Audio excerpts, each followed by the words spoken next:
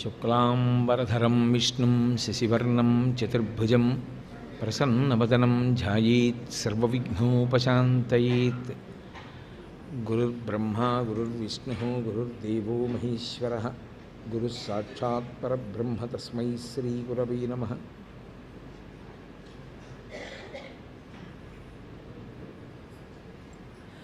వ్యాసాయ విష్ణురూపాయ వ్యాసరూపాయ విష్ణవే నమో వై బ్రహ్మనిధయే వాసిష్ఠాయ నమో నమః. కూజంతం రామ రామేతి మధురం మధురాక్షరం ఆరుహ్య కవితాశాఖాం వందే వాల్మీకికోకిలం.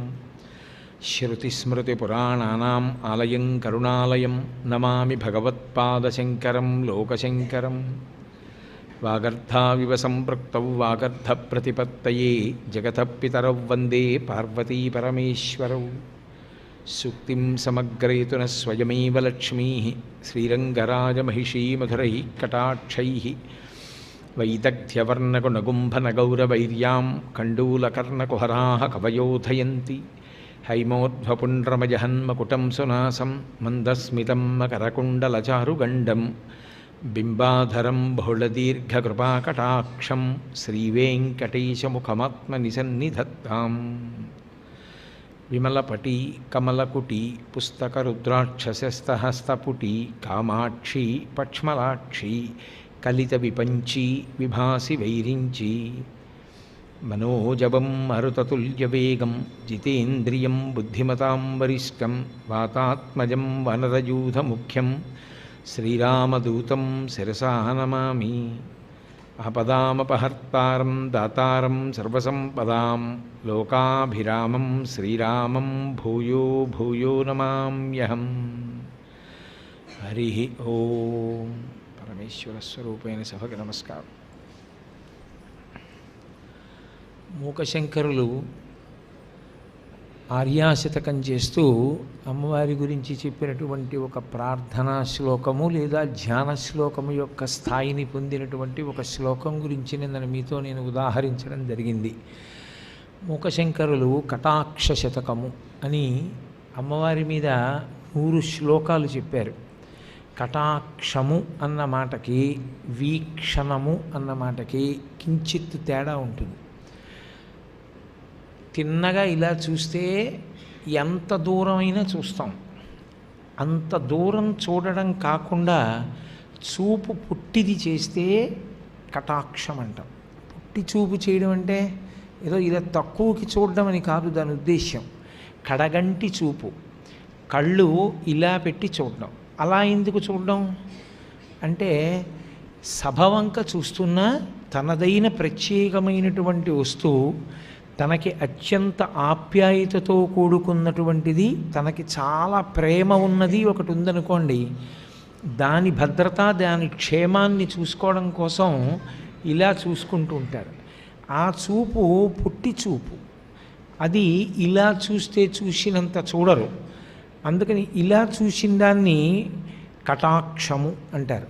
కానీ ఇలా చూసిన చూపు కన్నా కటాక్షమునందు అనురాగం ఎక్కువ.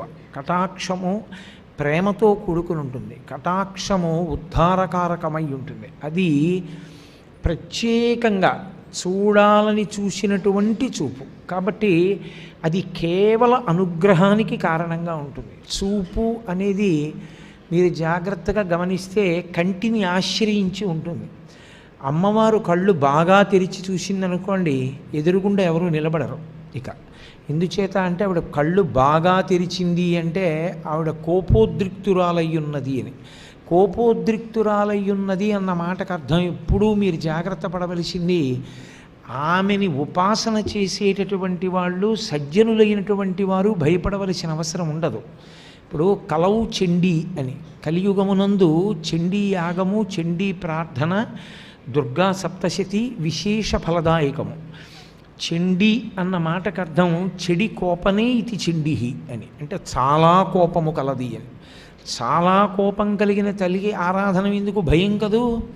అంటే ఆవిడ చాలా కోపం దేని మీద అంటే దుష్టశక్తుల పట్ల, అవిధేయుల పట్ల, అవైదికమైనటువంటి నడవడి కలిగినటువంటి వారి పట్ల, భగవద్ధిక్కారము చేసేటటువంటి వారి పట్ల, వేద ప్రామాణ్యమును తిరస్కరించేటటువంటి వారి పట్ల, అంతే తప్ప ఆమె యందు భక్తి తత్పరులైనటువంటి వారి యందు ఆమె ఎన్నడూ విముఖురాలు కాదు.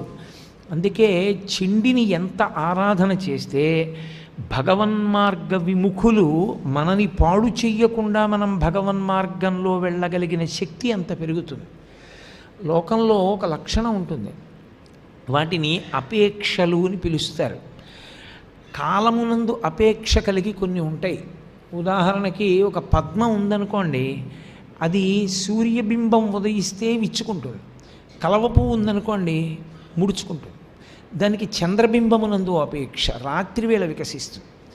అలాగే పరమేశ్వరుడికి కూడా ఒక జీవుణ్ణి ఉద్ధరించాలి అని ఆయన అనుకున్నాడు అనుకోండి, ఆయన 2 స్థాయిలు నిర్ణయం చేస్తాడు. ఒకటి అపారమైన పుణ్యకర్మాచరణం చేయిస్తాడు. పుణ్యకర్మాచరణము అన్న మాటకు అర్థం మళ్ళీ 2 స్థాయిలు. ఒకటి మీరు మీ శరీర బలాన్ని కానీ మీకు ఉన్నటువంటి విభూతిని కానీ వెచ్చించడం.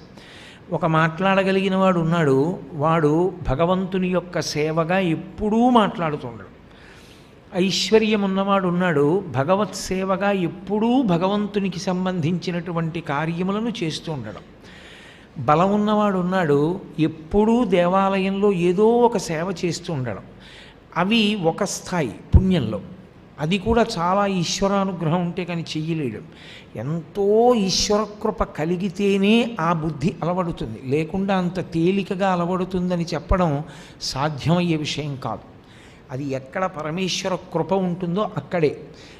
అలా 2వ స్థాయిలో ఏమవుతుందంటే చేస్తాడు కానీ ఏమీ ఆశ ఉండదు. దీని వలన నాకు ఇది కావాలన్న కోరిక ఏమీ ఉండదు. పుణ్యకర్మాచరణమనందు 2వ స్థాయి వాడు చాలా పెద్ద స్థాయి, అది పతాక స్థాయికి దగ్గర పడినవాడు. కింది స్థాయి వాడు తక్కువ అని చెప్పడానికి అవకాశమే ఉండదు, చాలా గొప్పదే. కానీ అది పునర్జన్మకు హేతు అవుతుంది. అక్కడ వస్తుంది కొంచెం ఇబ్బంది. ఆయన పునర్జన్మ స్వీకరించినప్పుడు పరమేశ్వరుడు ఆయన్ని ఎలా అనుగ్రహించాలనుకుంటున్నాడు అన్న దాని మీద ఆధారపడుతుంది. పుణ్యం అయిపోయిందనుకోండి, మళ్ళీ సామాన్య స్థాయికి వెళ్ళిపోతాడు.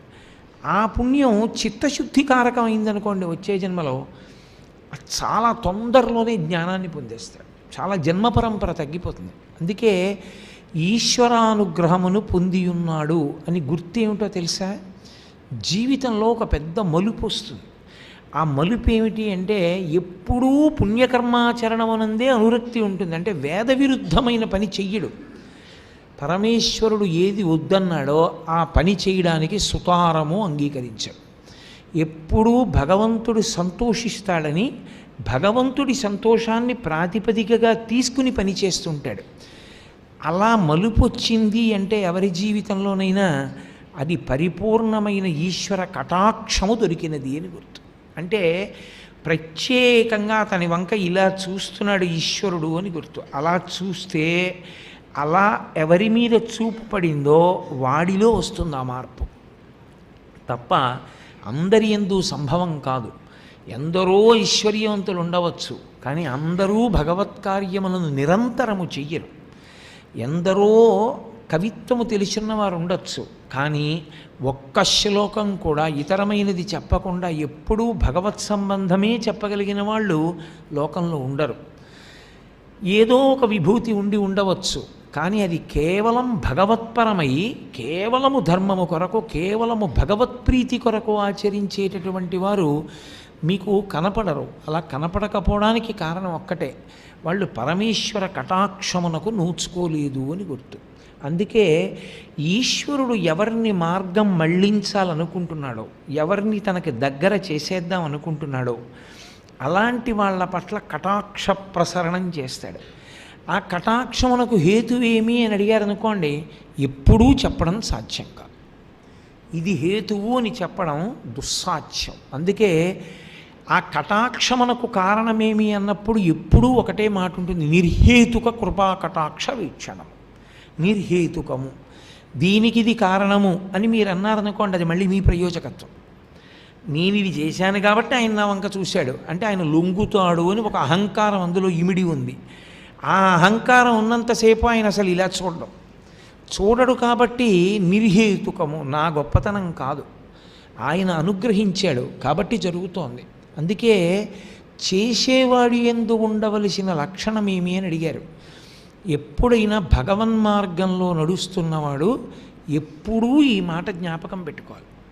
నా దగ్గర ఏ విధమైనటువంటి అధికారము లేదు, నాకేమీ పాత్రత లేదు.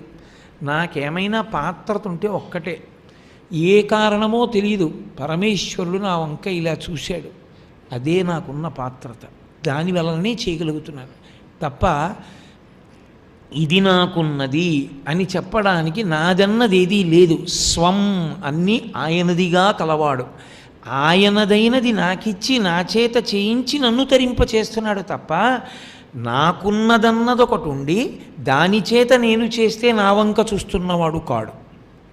ఇది లోపల నిలబడాలి. ఈ భావన నిలబడడం దేనివల్ల సంభవిస్తుంది అన్నారు, ఒక్క ఈశ్వర కటాక్ష ప్రసరణము చేత. ఇలా ఎవరిని చూస్తాడో వాళ్ళకే అనుగ్రహం. అందుకే మూకశంకరులు చేసినటువంటి శతకములు సామాన్యములు కావు. అవి 5. అవి భగవతి యొక్క కటాక్ష విశేషమును ఆయన విపులీకరించాడు. కేవలం ఇలా చూసిన చూపు కాదు, ఆ చూపు మీద 100 శ్లోకాలు. 100 శ్లోకాలు ఏదో అదే పనిగా అమ్మవారి యొక్క కడగంటి చూపుని వర్ణిస్తూ వెళ్ళడం కాదు. ప్రతి శ్లోకంలో ఒక తత్వాన్ని ఆయన ఆవిష్కరిస్తూ వెళ్ళారు. అందుకే అసలు మూక పంచశతి అర్థం కావడం పరదేవతానుగ్రహం.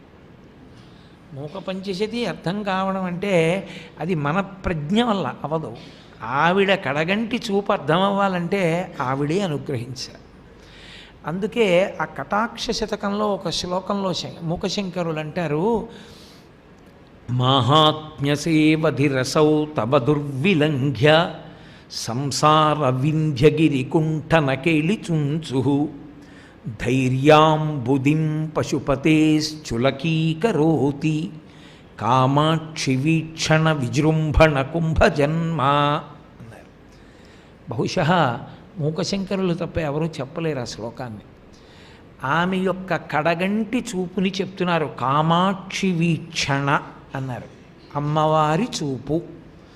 అది కటాక్షమని ఆయన అనలేదు, అది ఇలా చూస్తోంది అని ఆయన చెప్పలేదు. చూస్తోంది, వీక్షణము అంటే చూచుట, చూస్తోంది. చూస్తోంది అన్నప్పుడు ఇలా చూస్తోందా, ఇలా చూస్తోందా, ఇలా చూస్తోందా, ఇలా చూస్తోందా, దీనికి ఎంతో తేడాలు ఉంటాయి. ప్రత్యేకించి పరదేవత యొక్క చూపు అనేకమైన లక్షణములతో ఉంటుంది.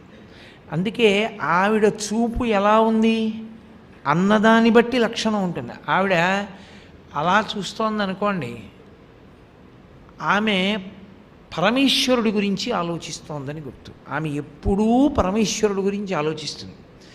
ఆమె ఇలా ఉందనుకోండి, కనుబొమలు ముడివేసిందనుకోండి, మనందరి బాధలు చూసి అరే రే నా కాళ్ళు పట్టుకుంటేనే రక్షిస్తానంటే వీళ్ళు ఎందుకురా పట్టుకోకుండా ఇలా తిరుగుతారు, వాళ్ళు పట్టుకోకపోయినా నేను రక్షించగలను, కానీ మనుష్య జన్మకి బుద్ధినిచ్చాను కదా, వాళ్ళు ఎందుకు అలా నిశ్చయం చేసుకోలేకపోతున్నారు అని ఆమె కనుబొమలు ఇలా ముడేస్తుంది. కోపంతో కాదు, మనం ముడేస్తే 2 కారణాలకు ముడేస్తాం. ఒకటి, కోపం వస్తే ఇలా ముడేస్తాడు.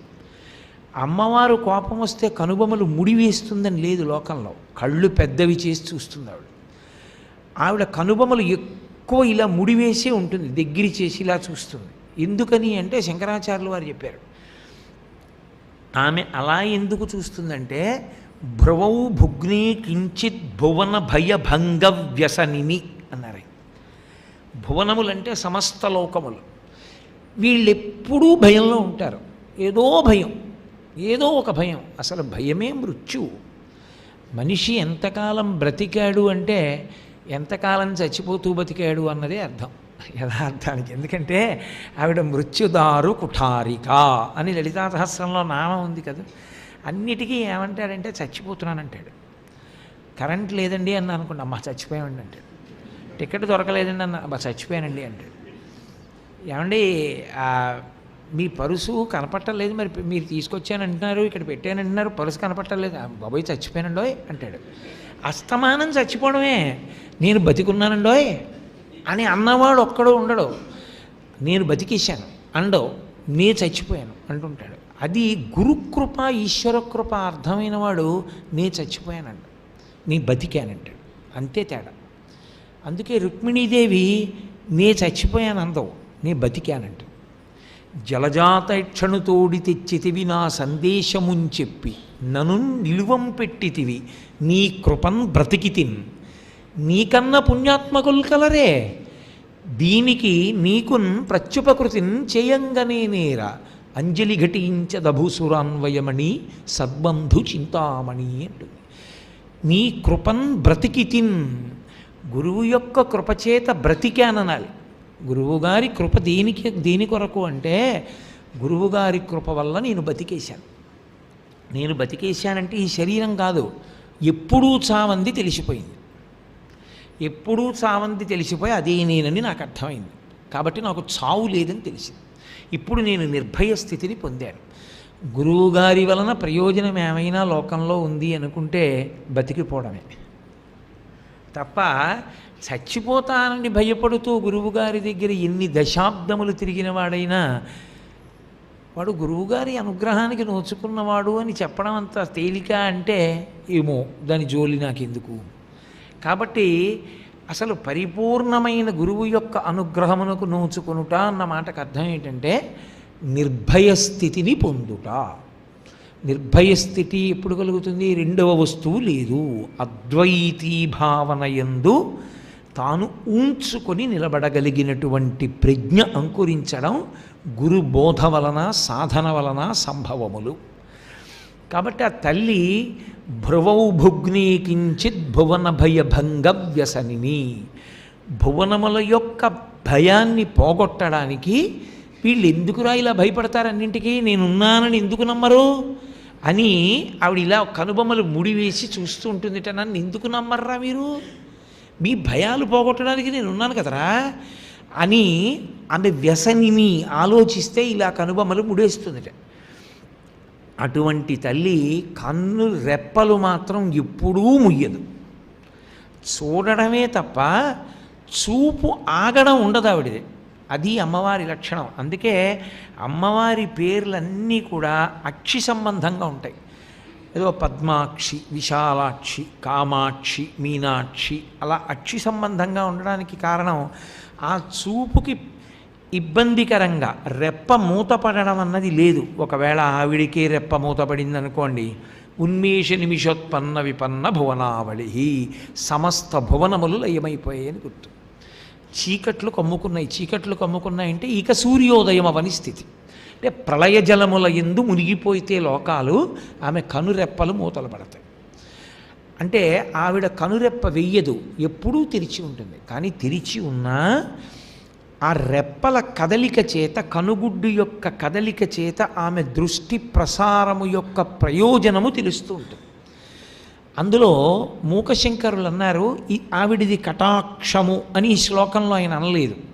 ఆమె కడగంటి చూపు చూస్తోంది అని అనలేదు, వీక్షణ చూస్తోంది. చూస్తోందంటే ఇలా చూస్తోందా, ఇలా చూస్తోందా? ఇలా చూడడం ప్రధానమని మనం అంటలేదు. మంచిదే, ఆవిడ అలా చూడవలసిందే. ప్రధానం ఇలా చూడాలి. ఎందుకని? నేను ఇక్కడ నా బంగారు రుద్రాక్షలు తీసి ఎందుకో ఇక్కడ పెట్టాను అనుకోండి, ఇక్కడ పెట్టి నాకు జ్ఞాపకం వచ్చినప్పుడల్లా ఉన్నాయా అనుకుంటే ఓసారి ఇలా చూసుకుంటుంటాను. ఎందుకు? నాకు వాటి మీద ఉన్న అపేక్ష. గబుక్కనవి వాళ్ళు వీళ్ళు వచ్చారు కలిపారు, తలగడా కిందకో వెళ్ళిపోతే మర్చిపోయి వెళ్ళిపోను కదా, ఇక్కడే ఉన్నాయా అని ఇలా చూసుకుంటూ ఉంటాను. దేని మీద నాకు విపరీత మమకారమో దాన్ని ఇలా చూసుకుంటూ ఉంటాను. అలా ఎక్కువ ఎవరు చూస్తారు? తల్లి చూస్తుంది. ఎవరిని చూస్తుంది? బిడ్డన్ని చూస్తుంది. ఎందుకు చూస్తుంది?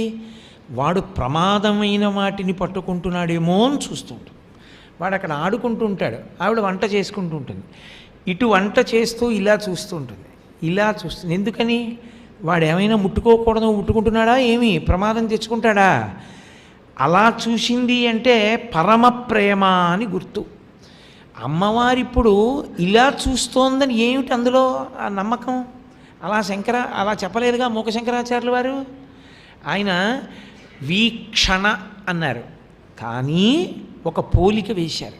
దానివల్ల అది కటాక్షమని తెలుస్తుంది. దేని చేత? కుంభజన్మ అన్న మాట వాడారు. కుంభజన్మ అంటే కలశము నుండి పుట్టినది అని.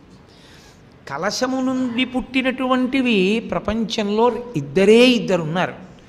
కలశము, మనం లోకంలో కలశ పెట్టామనుకోండి, కలశకి ఒక లక్షణం ఉంటుంది.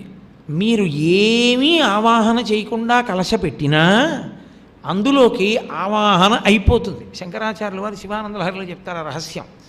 ఏమిటి ఆవాహన అవుతుంది? పార్వతీ పరమేశ్వర పాద ద్వంద్వము ఆవాహన అవుతుంది. అందుకే చాలా భగవద్భక్తి తత్పరులైన వారు దేవాలయానికి వచ్చారనుకోండి, వాళ్ళు వచ్చే వరకు ఈశ్వరుడు లోపల కూర్చోడు. ఆయనకున్న ప్రేమ అటువంటిది. ఒరే వాడు వచ్చాడు రా, నేను బయటికి వస్తానంటాడు. ఈశ్వరా, అందరూ మీకోసం వస్తారు, మీరు వెళ్ళడం ఏమిటండి బయటికి? నేను ఉండలేనంతసేపు, నేను బయటికి వచ్చి నించుంటాను వాడి కోసం అంటాడు. నేనే బయటికి వచ్చి నించుంటానంటే మీరు విగ్రహాన్ని పట్టుకొచ్చేస్తారా ఏమి? రాకూడదు. అప్పుడు ఏం చేస్తారు? ఒక పూర్ణ కలశాన్ని పూర్ణ కుంభం అంటారు. పూర్ణ కలశమే పూర్ణ కుంభము, దాన్ని పట్టుకుని బయటికి వస్తారు. వస్తే మర్యాద కలిగిన వాడి లక్షణం ఏమిటి? చెప్పులేసుకు దిక్కకూడదు. వెంటనే దిగగానే దాన్ని ముట్టుకోవాలి. ఎందుకు ముట్టుకుంటారు అంటే పార్వతీ పరమేశ్వరుల యొక్క పాదములు. నా తండ్రి, నేను గుడికి వస్తుంటే నేను వచ్చి నిన్ను దర్శనం చేయడం కాదు, నా కోసం నువ్వు బయటికి వచ్చావా? ఇంత ప్రేమ నా మీద ఏముందని? నా మీద ఇంత ప్రేమ? నిర్హేతుక కృప. ఎంత కటాక్షమయ్యా నా మీద నీకు! ఇది నేను ఎప్పటికీ నిలబెట్టుకునేటట్టుగా నన్ను అనుగ్రహించు. ఇప్పుడు వాడు నా కోసం బయటికి వచ్చాడని నువ్వు అహంకరించకూడదు. ఎవ్వరినీ పలకరించకుండా నువ్వు ఆ కలశని ముట్టుకోవాలి ముందు. అందుకే పూర్ణకుంభం తీసుకొస్తే ఎవరి కోసం తీసుకొచ్చారో వారు పూర్ణకుంభం ముట్టుకునే అవకాశం ఇవ్వాలి. మొట్టమొదట దాన్ని ముట్టుకోవాలి. ముట్టుకుంటే దేవాలయంలో ఉన్నటువంటి స్వామి కదిలి బయటికి వచ్చాడని గుర్తు. అందుకే మళ్ళీ గుళ్ళోకి వెళ్ళేటప్పుడు పూర్ణకుంభాన్ని దాటి వెళ్ళకూడదు. పూర్ణకుంభం ముందు నడుస్తూ ఉండాలి, తాను వెనక నడుస్తూ ఉండాలి. పూర్ణకుంభం గుళ్ళోకి వెళ్ళిపోయి ఈశ్వరుడి పక్కకి వెళ్ళిపోతుంది. తాను అక్కడ నిలబడి ఈశ్వర దర్శనం చేసుకుంటాడు. అంటే ఆయన స్వస్థానమనందు చేరిపోయాడు. వీడు పరమ సంతోషంగా ఈశ్వర దర్శనం చేసుకుని బయలుదేరాడని గుర్తు. కాబట్టి కలశ ఎప్పుడు పెట్టినా ఒకటి గుర్తు, కలశలోకి ఆవాహనం అవుతాయి. కలశలోంచి బయటికి ఏమీ వెళ్ళవు, కలశ లోపలికి వస్తాయి అన్నీ. మీకు ఒక మూర్తి ఉందనుకోండి దేవాలయంలో, మూర్తి నుండి బయటికి వస్తుంది. ఏమొస్తుందని అడుగుతారేమో, మీ కోరిక తీర్చగలిగినటువంటి శక్తి ప్రకటనమవుతూ ఉంటుంది అందులోంచి. ఆ శక్తి ఎక్కడిది? మూర్తికి కింద ఉన్న చక్రంలోది. చక్రానికి శక్తి ఎక్కడిది? దేవాలయం లోపల ఉండేటటువంటి బ్రాహ్మణుల యొక్క సుస్వరమైనటువంటి మంత్ర పఠనము వలన, దేవాలయంలోకి వచ్చేటటువంటి భక్తుల యొక్క శౌచము వలన, 3 దేవాలయంలో పెట్టేటటువంటి నైవేద్యము వలన. మీరు నైవేద్యం ఎంత అందంగా ఎంత చక్కగా పెడతారో మూర్తి అంత శక్తి పుంజుకుంటుంది. మీరు లౌకిక ప్రసంగాలు చేశారనుకోండి, గుళ్ళోకి వెళ్ళి మీరు గుళ్ళోకి తరచుగా ఎక్కువ మంది ప్యాంటు చొక్కాతోనే పెడతారనుకోండి ఆ గుడికి, ఆ గుడి శక్తి క్షీణించిపోతుంది రోజు రోజుకి. ఎందుకంటే శౌచము లేదు. శౌచము లేని కారణం చేత చక్రానికి శక్తి తగ్గిపోతుంది. చక్రానికి శక్తి తగ్గిపోతే చక్రంలోంచి శక్తి తగ్గింది కాబట్టి మూర్తి శక్తి తగ్గిపోతుంది. అనుగ్రహ శక్తి ఉండదు మూర్తికి. ఆయన మిమ్మల్ని కటాక్షించలేడు. ఆయన మీ కోరికలు తీర్చగలిగిన శక్తి ఉండదు ఇంకా ఆ స్వామికి. అది తగ్గిపోతుంది. అప్పుడు మళ్ళీ శక్తినివ్వాలంటే తవ్వి చక్రం పైకి తీయకూడదు. పైన ఉన్నటువంటి ఆ పైన కలశలు ఉంటాయి దేవాలయానికి, కలశల మీద కుంభాభిషేకం చేస్తారు. అవి పుచ్చుకుంటాయి, అవి ఏరియల్ లాంటివి. అవి పుచ్చుకుని చక్రానికి ఇస్తాయి. ఇస్తే మళ్ళీ చక్రం బాగా శక్తిని పొందితే ఈశ్వరమూర్తి మళ్ళీ ఎక్కువ తేజస్సుని వెదజల్లుతుంది. అందుకే ఒక దేవాలయాన్ని మీరు ఎంత అందంగా కట్టారన్న దానికన్నా ఆ దేవాలయం యొక్క శక్తిని ఎలా కాపాడుతున్నారన్నది అత్యంత ప్రధానమై ఉంటుంది. ఆ శక్తిని కాపాడుకోవడం అంటే ఎలాంటిదంటే, మనకి ఆపద ఆపద నుండి గట్టెక్కించగలిగిన వాడు ఇక్కడ ఉన్నాడనుకున్నప్పుడు వాడి శక్తి క్షీణించేటట్టు మనం వెళ్ళకూడదు, దాన్ని కాపాడేటట్టుగా మనం ప్రవేశించాలి. అది వేదం యొక్క ఆచారకాండ రహస్యం. అలా మనం ప్రవర్తించవలసి ఉంటుంది. ఒక దేవాలయంలోకి వెడితే, దేవాలయంలోకి వెళ్ళినా ప్రవచన మంటపంలోకి వెళ్ళినా సెల్ ఫోన్ మాట్లాడితే పోతుంది ఈశ్వర తేజస్సు. కాబట్టి ఈశ్వర తేజస్సుని హరించేది ఏది అంటే ఈశ్వరుడి మీద వెలుతురు పడ్డం. కృతకమైనటువంటి దీపాల కాంతి పడకూడదు, ఒక్క నూనె దీపం నీతి దీపపు కాంతిలోనే చూడాలి ఆయన్ని. సరే, అందుచేత ఇప్పుడు ఆయన కలశము నుండి పుట్టినవారు అన్నారు. కలశము లోపలికి అన్నీ వెడితే మూకశంకరులు చెప్తున్నారు కలశములోంచి వచ్చిన వాడి వంటిది అది అన్నారు. కలశములోంచి వచ్చిన వాళ్ళు ఈ లోకంలో ఇద్దరే ఉన్నారు. ఎవరు ఆ ఇద్దరు? ఒకరు వశిష్ఠుడు, ఒకరు అగస్త్యుడు. ఇద్దరు చాలా గొప్పవాళ్ళు. కానీ ఇద్దరిలో ఒకడు పొట్టివాడు, చాలా పొట్టిగా ఉంటారు. ఆయన పేరు అగస్త్యుడు. ఆయనకి ఆ పేరు ఎవరు పెట్టారు? ఆయనకి ఆ పేరు పెట్టడానికి ఎవరు లేరు. ఆయన పుట్టినప్పుడు అసలు ఎవరూ లేరు. కారణం ఏమిటి? ఆయన కారణజన్ముడు. అందుకే నదుల యొక్క మహాత్ముల యొక్క పుట్టుకల గురించిన విచారణ చేయరాదు. ఆయన పేరే అగస్త్యుడు. అగస్త్యుడు అన్న మాటకు అర్థం ఏంటంటే అగము అంటే కొండ, స్తంభింపచేసిన వాడు అగస్త్యుడు. అంటే శాశ్వతంగా ఆయన కీర్తి గుర్తుపెట్టుకోవడానికి కారణం ఏమిటంటే ఒక మహాపర్వతం యొక్క గర్వాన్ని అణిచి అది కుంగిపోయేటట్టుగా చేసిన వాడెవరో వాడు అగస్త్యుడు. ఈ శ్లోకంలో అగస్త్యుడి గురించి చెప్తున్నారని మీరు ఎలా చెప్తారండి? వశిష్ఠుడి గురించి కూడా చెప్పచ్చుగా. ఆయన కుంభసంభవుడేగా, ఆయన కలశంలోంచి వచ్చినవాడేగా. ఆ శ్లోకంలో ఒక మాట ఉంది, సంసార వింధ్యగిరి కుంఠనకేలి చుంచు. వింధ్యగిరి అన్న మాట ఉంది. వింధ్యపర్వతం యొక్క అహంకారాన్ని అణిచినవాడు అగస్త్యుడు, వశిష్ఠుడు కాడు. కాబట్టి అగస్త్యుడి గురించి చెప్తున్నారు. అగస్త్యుడు పొట్టివాడు, ఆయన చాలా పొట్టిగా ఉంటాడు. ఆయన పొట్టిగా ఉంటే మీకెందుకండి? మహాత్ముడు పొట్టిగా ఉంటే ఏమిటి, పొడుగా ఉంటే ఏంటి అంటే అదే ఆధారం ఈ శ్లోకంలో. అమ్మవారి చూపు కటాక్షం అని చెప్పడానికి శంకరులు చెప్పలేదు, మూకశంకరులు. మనం దాన్ని కటాక్షము అని నిర్ధారించాలంటే ఆ మాటని బట్టి అన్వయం చెయ్యాలి. వశిష్ఠుడు కాదు అగస్త్యుడు. అగస్త్యుడు చూపుగా చెప్పబడుతున్నాడు కాబట్టి పొట్టివాణ్ణి చూపుగా తీసుకున్నారు. అంటే ఇది పొడుగు చూపు కాదు, పొట్టి చూపు. అంటే ఇలా చూసిన చూపు కాబట్టి కటాక్షం గురించి చెప్తున్నారు. ఇలా చూడడం చెప్పట్లేదని చెప్పాలి. అప్పుడు అలా మీరు ఆలోచన చెయ్యడమే ఆ శ్లోకం మీద ధ్యానం.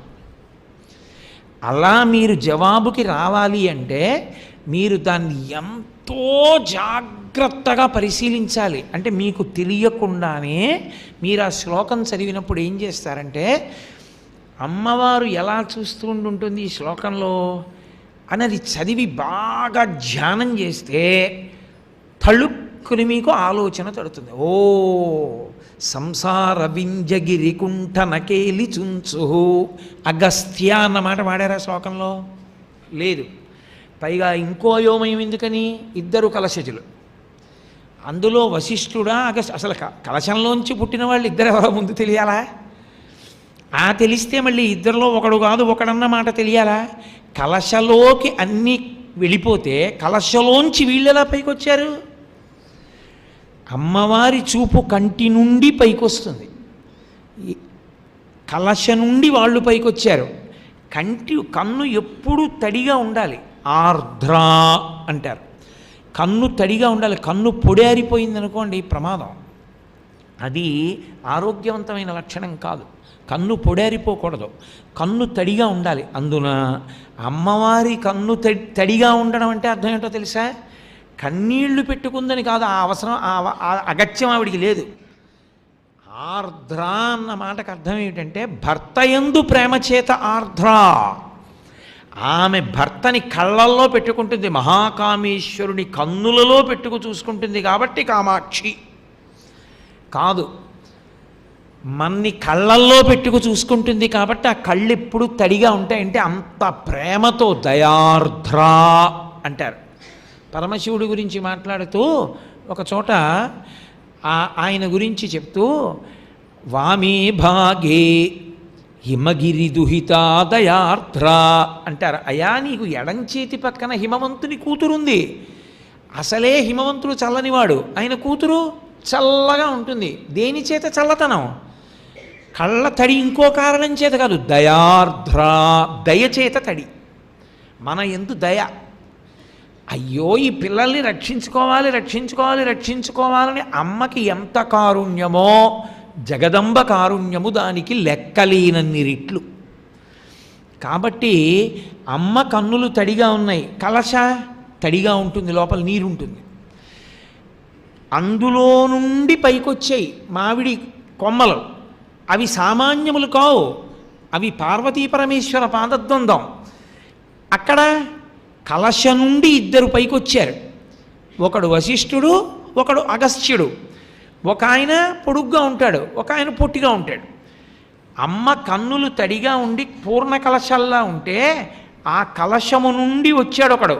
ఒకడు ఇలా అయితే వశిష్ఠుడు, ఇలా అయితే అగస్త్యుడు.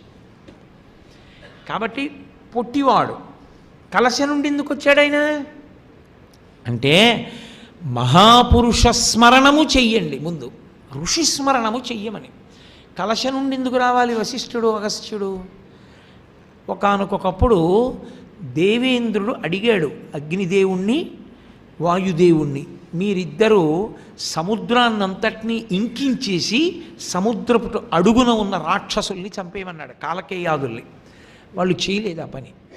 వాళ్ళు రాత్రుళ్ళు వచ్చి ఆ రాక్షసులు లోకాన్ని బాధ పెట్టడం మొదలుపెట్టారు. ఇంద్రుడు పిలిచాడు ఇద్దరిని, మీరిద్దరు ఎందుకు చంపలేదని అడిగాడు. వాళ్ళిద్దరు అన్నారు, సముద్రంలో అనంత కోటి జీవరాశి ఉంది, మేము సముద్రాన్ని కాల్చేస్తే ఆ జీవకోటి అంతా చచ్చిపోతుంది, అందుకని మేము కాల్చలేదన్నారు. ఆయన అన్నాడు, ఇది తిరస్కారం, ధిక్కారం, నేను చేయమని చెప్పాను, మీరు చేయలేదు. మీరు ఎందుకు చేయలేదు? నేను పిలిచి అడిగాక చెప్పారు తప్ప మీరు వచ్చి నాకు చెప్పలేదు. కాబట్టి ఇది ధిక్కారం. కాబట్టి మీరిద్దరూ వెళ్ళి భూలోకంలో ఋషులై పుట్టండి అన్నాడు. ఇప్పుడు వాళ్ళిద్దరూ భూలోకంలోకి రావాలి, ఋషులై పుట్టాలి. వాళ్ళు పుట్టడం అంటే వాళ్ళ అంశలు. వాళ్ళిద్దరు ఏం చేశారంటే, ఈ గొడవంతా మనం ఎక్కడ పడతామని అగ్నిదేవుడు తన యొక్క అంశ భరించగలవాడు కాబట్టి సూర్యుడిలోకి పెట్టాడు, వరుణదేవుడు తన అంశని వాయువులోకి పెట్టాడు. ఒకానొక నాడు ఊర్వశి యందు సూర్యభగవానుడికి వరుణదేవుడికి కూడా మోహం కలిగింది.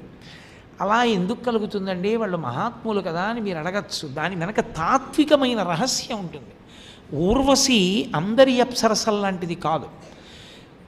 సాక్షాత్ శ్రీమన్నారాయణుడు నరనారాయణులుగా ఆయన నారాయణమూర్తిగా తపస్సు చేస్తుంటే ఆయన తపస్సు భంగం చెయ్యడానికి అప్సరసలందరూ వచ్చారు.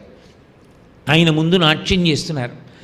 ఆయన వాళ్ళందరి వంక చూసి ఆఖరణ ఇలా అన్నాడు. అంటే ఆయన తొడలోంచి మహాందగత్తి ఒకటి పైకి వచ్చింది. వాళ్ళందరూ సిగ్గుపడిపోయారు. ఇంత అందం ఆయన తొడలోంచి వచ్చింది, ఆయన శరీరం అంతట్లోంచి కాదు, ఒక్క తొడలోంచి. మనం ఎంతటి వాళ్ళం? ఆవిడ అందం ముందు సిగ్గుపడి వెళ్ళిపోయారు. దాని అర్థం ఏమిటో తెలుసా? ఊర్వశీ జననము వెనక రహస్యం ఏమిటంటే, ఆనందము నీలో ఉన్నది, ఆనందము వస్తువులో లేదు. ఆనందము అప్సరసది కాదు, ఆనందము తనలోనిదే ఊరువల నుండి పైకొచ్చింది. అది సరి అయిన పదార్థాన్ని చూసినప్పుడు వ్యక్తమైతే నీ సంస్కారం, అక్కర్లేనివి చూసి వ్యక్తమైతే నీ కుసంస్కారం, అంతే తేడా. నారాయణుడు ఇలా అంటే ఊర్వశి పైకొచ్చింది, అందమైంది. అంటే అందం అంతా ఎక్కడుంది? ఆనందం అంతా ఎక్కడుంది? సత్యం, శివం, సుందరం అంటాం. అవి మూడు పర్యాయ పదాలు ఆత్మకి. ఆనందమునకు పర్యాయ పదాలు, ఆత్మకి పర్యాయ పదం ఆనందం. ఆ ఆనందము, ఆ అందము ఇక్కడ నుంచి అభివ్యక్తమైంది. అంటే అసలు నిజానికి ఆనందము నీలోనే ఉన్నది, అందము నీలోనే ఉన్నది. ఆ ఆత్మస్థితి అభివ్యక్తమైంది, ఆమెయే ఊర్వశి. ఆ ఊర్వశి వలన జన్మించాలి వీళ్ళు. కారణం పరదేవత యొక్క అనుగ్రహం. ఆవిడ ఆలోచిస్తుంటుంది ఎప్పుడు. ఏం ఆలోచిస్తుంటుందంటే, ఈ లోకానికి అంతటికీ కూడా స్మరించినంత మాత్రం చేత పాపమును పోగొట్టగలిగిన వాళ్ళు, లోకానికి మహోపకారం చెయ్యగలిగినటువంటి మహాపురుషులు పుట్టాలి. వాళ్ళు ఎవరి వలన పుడతారు? ఒక మహాపురుషుడి యొక్క తేజస్సు కదిలితేనే వాళ్ళు పుడతారు. మహాపురుష తేజస్సు కదిలింది, దాన్ని పట్టగలిగిన క్షేత్రం ఏది? ఒక్కొక్కసారి క్షేత్రం ఉండదు. ఆయన మహాపురుషుడు, ఆయన తేజస్సు ఉంది, ఆయన తేజస్సు కదిలింది, కానీ దాన్ని పట్టి నిలబెట్టి బిడ్డగా ప్రసవించగలిగిన క్షేత్రం లేదు. అందుకే కదా శివవీర్యం పట్టుకోలేక గంగ కుతకుతలాడిపోయింది. అందరికీ అన్నీ సంభవములు కావు, పట్టలేరు ఆ తేజస్సుని. అందుకే ఒక్కొక్కసారి మహాపురుషుల యొక్క పత్నులకు తరచుగా గర్భస్రావం అవుతుంది. కారణాల్లో అదొకటి. ఎందుకంటే పట్టగలిగినటువంటి శక్తిని పొందాలి. అలా పొందడమే లోపాముద్రాతత్వము అంటారు. అందుకే ఆవిడ పేరు లోపాముద్ర. అగస్త్యుని భార్య పేరు లోపాముద్ర ఎందుకయిందంటే, ప్రపంచంలో ఉండేటటువంటి సమస్తమైనటువంటి స్త్రీలకు తమ అందమునందు కలిగినటువంటి అభిమానము ఎవరిని చూడటం చేత పోతుందో ఆమె లోపాముద్ర.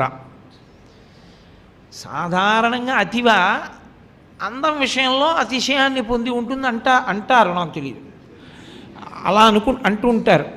కానీ లోపాముద్రాదేవిని చూస్తేట ఏ ఆడదైనా అనుకుంటుందిట, చిచి తప్పు, నేను అందంగా ఉన్నానన్న అహంకారం అర్ధరహితం, అస్సలు ఆవిడ ముందు నేనే పాటిదాన్ని అనుకుంటుందిట. ఎవరు? 3 లోకములలోని వారు ఎవరూ లోపాముద్రకు సమము కారు. ఆవిడ ఎలా పుట్టింది? అగస్త్య మహర్షి అనుగ్రహంతో విదర్భరాజుకు పుట్టింది. తన భార్య పుట్టుకొక కారణం తన అనుగ్రహమే. అంతటి మహిమాన్వితుడు అగస్త్యుడంటే, లేకపోతే ఆయనకి భార్యాస్థానంలో కూర్చోగలిగిన వాళ్ళు లేరు. అంత అందం ఉంటే సరిపోతుందా? కాదు. లోపాముద్ర అన్న పేరు ఆవిడికి ఎందుకు వచ్చిందో తెలుసా? భర్త ఎంతటి ధర్మాత్ముడో తత్తుల్యమైన ధర్మం ఉన్నది. ఆయన ఎంత ధర్మమో ఆవిడిది అంత ధర్మం. అందుకే అగస్త్యుడు వింటున్నాడు లలితా సహస్రం, అందులో పేరు వచ్చేసింది లోపాముద్రార్చిత అని. తన భార్య అర్చన కూడా చేసేసింది. అంత గొప్పది ఆవిడ. కాబట్టి ఆవిడ లోపాముద్ర. 3వ అర్థం ఏమిటో తెలుసా? లోపాముద్ర అంటే ఆమె బాధపడుతూ ఉంటుందిట. ఆమె చాలా చికాగ్గా ఉంటుందిట. ఎప్పుడు? భర్త ఊళ్ళో లేకపోతే. భర్త ఊళ్ళో లేకపోతే ఆవిడికి చికాకు విరహవేదన వలన కాదుట, భర్త పద సేవ నాకు ఈరోజు దొరకలేదని. ఎవడికి కావాలరా పూజ అంటుందిట ఆవిడ. ఎవడికి కావాలి పూజ? ఏరి ఆయన పాదాలకు నమస్కారం చేస్తే చాలు. ఇవాళ ఆయన లేరు ఊళ్ళో, ఆయన పాదాలకు నమస్కారం చేసే అవకాశం లేకపోయింది. చికాకుగా ఉంటుందిట ఆవిడ. ఆవిడ చికాకుగా ఉండేది దీనికి అంటే భర్త యందు విరహము చేత కాదు, భర్త పదపూజ దొరకలేదా రోజని ఆమె కుందేటటువంటి లక్షణం ఉన్న తల్లి. ఆమె ఒక పని చేస్తే ఇలా చేస్తే బాగుండేదేమో అని ఎవ్వరూ అనలేని లోపము లేని తల్లి కనుక లోపాముద్ర. అందుకే అగస్త్యుడు ఎంతటి వాడో లోపాముద్ర అంతటిది. అసలు ఆ దంపతులు అటువంటి వాళ్ళు అసలు మీరు లోకంలో చూడలేరు. అసలు అగస్త్యుడేనండి, మహానుభావుడు అగస్త్యుడంటే. రామాయణంలో వాల్మీకి మహర్షి అసలు ఎన్ని సర్గలు చెప్పారు. అగస్త్యుని ఆశ్రమం అంటే అలా ఉంటుంది. వెంకటేశ్వరుడు అంతటి వాడు 7 కొండల మీద వెలియడానికి కారణంలో ఒకటి అగస్త్యుడు పక్కన ఉన్నాడని. పెళ్ళవగానే 6 నెలలు ఆయన ఆశ్రమంలోనే ఉన్నాడు, చేతకాక. అంతటి మహానుభావుడు కాబట్టి. ఆ అగస్త్యుడు చాలా పొట్టిగా ఉంటాడు. ఎందువల్ల? మళ్ళీ వెనక్కి రండి. ఈ వాయువు వరుణుడు తమ తమ తేజస్సుల్ని సూర్యునకు, వాయువు అగ్ని సూర్యునకు వరుణునకు ఇచ్చారని చెప్పాను మీకు. ఊర్వశి యందు వ్యామోహాన్ని పొందారు. ఆ ఊర్వశి కారణాంతరముల చేత సూర్యశాపం వల్ల పురూరవునికి భార్యగా వెళ్ళిపోయింది. అది అమ్మవారి శాసనం.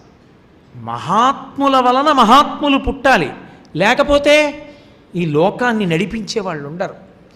అందుకని ఆవిడ శాసనమైంది, 2 మహాత్ములు జన్మించాలి. ఒకడు అగస్త్యుడు చేసిన ఉపకారములను చెప్పడం నా వలన అయ్యే పని కాదు, అంతటి మహాత్ముడు అగస్త్యుడు. వశిష్ఠుడు సాధ్యం కాదు. అసలు ఈ లోకానికి వశిష్ఠుడు ఇచ్చిన బహుమానం ఏమిటో తెలుసా? రామనామం. ఆ ఆయన రామ అన్న నామం పెట్టుండకపోతే మీకు నాకు ఆ నామం దొరకదు. రామనామాన్ని ఇచ్చినటువంటి వాడు వశిష్ఠుడు. అసలు మనం ఉన్నామంటే కారణం మన పాపపుణ్యములను క్షయించేసుకోవడానికి, మనం శరీరాలు తీసుకుని భగవంతుడి గురించి తెలుసుకోవడానికి అవకాశం ఇచ్చినవాడు అగస్త్యుడు. ఎందుకని? ఈ లోకములన్నీ ఆగిపోయాయి ఒకప్పుడు. వింధ్యపర్వతం పెరిగిపోతే సూర్యగమనం ఆగిపోయింది. అప్పుడు మళ్ళీ వింధ్యపర్వతాన్ని వంచినవాడు అగస్త్యుడు.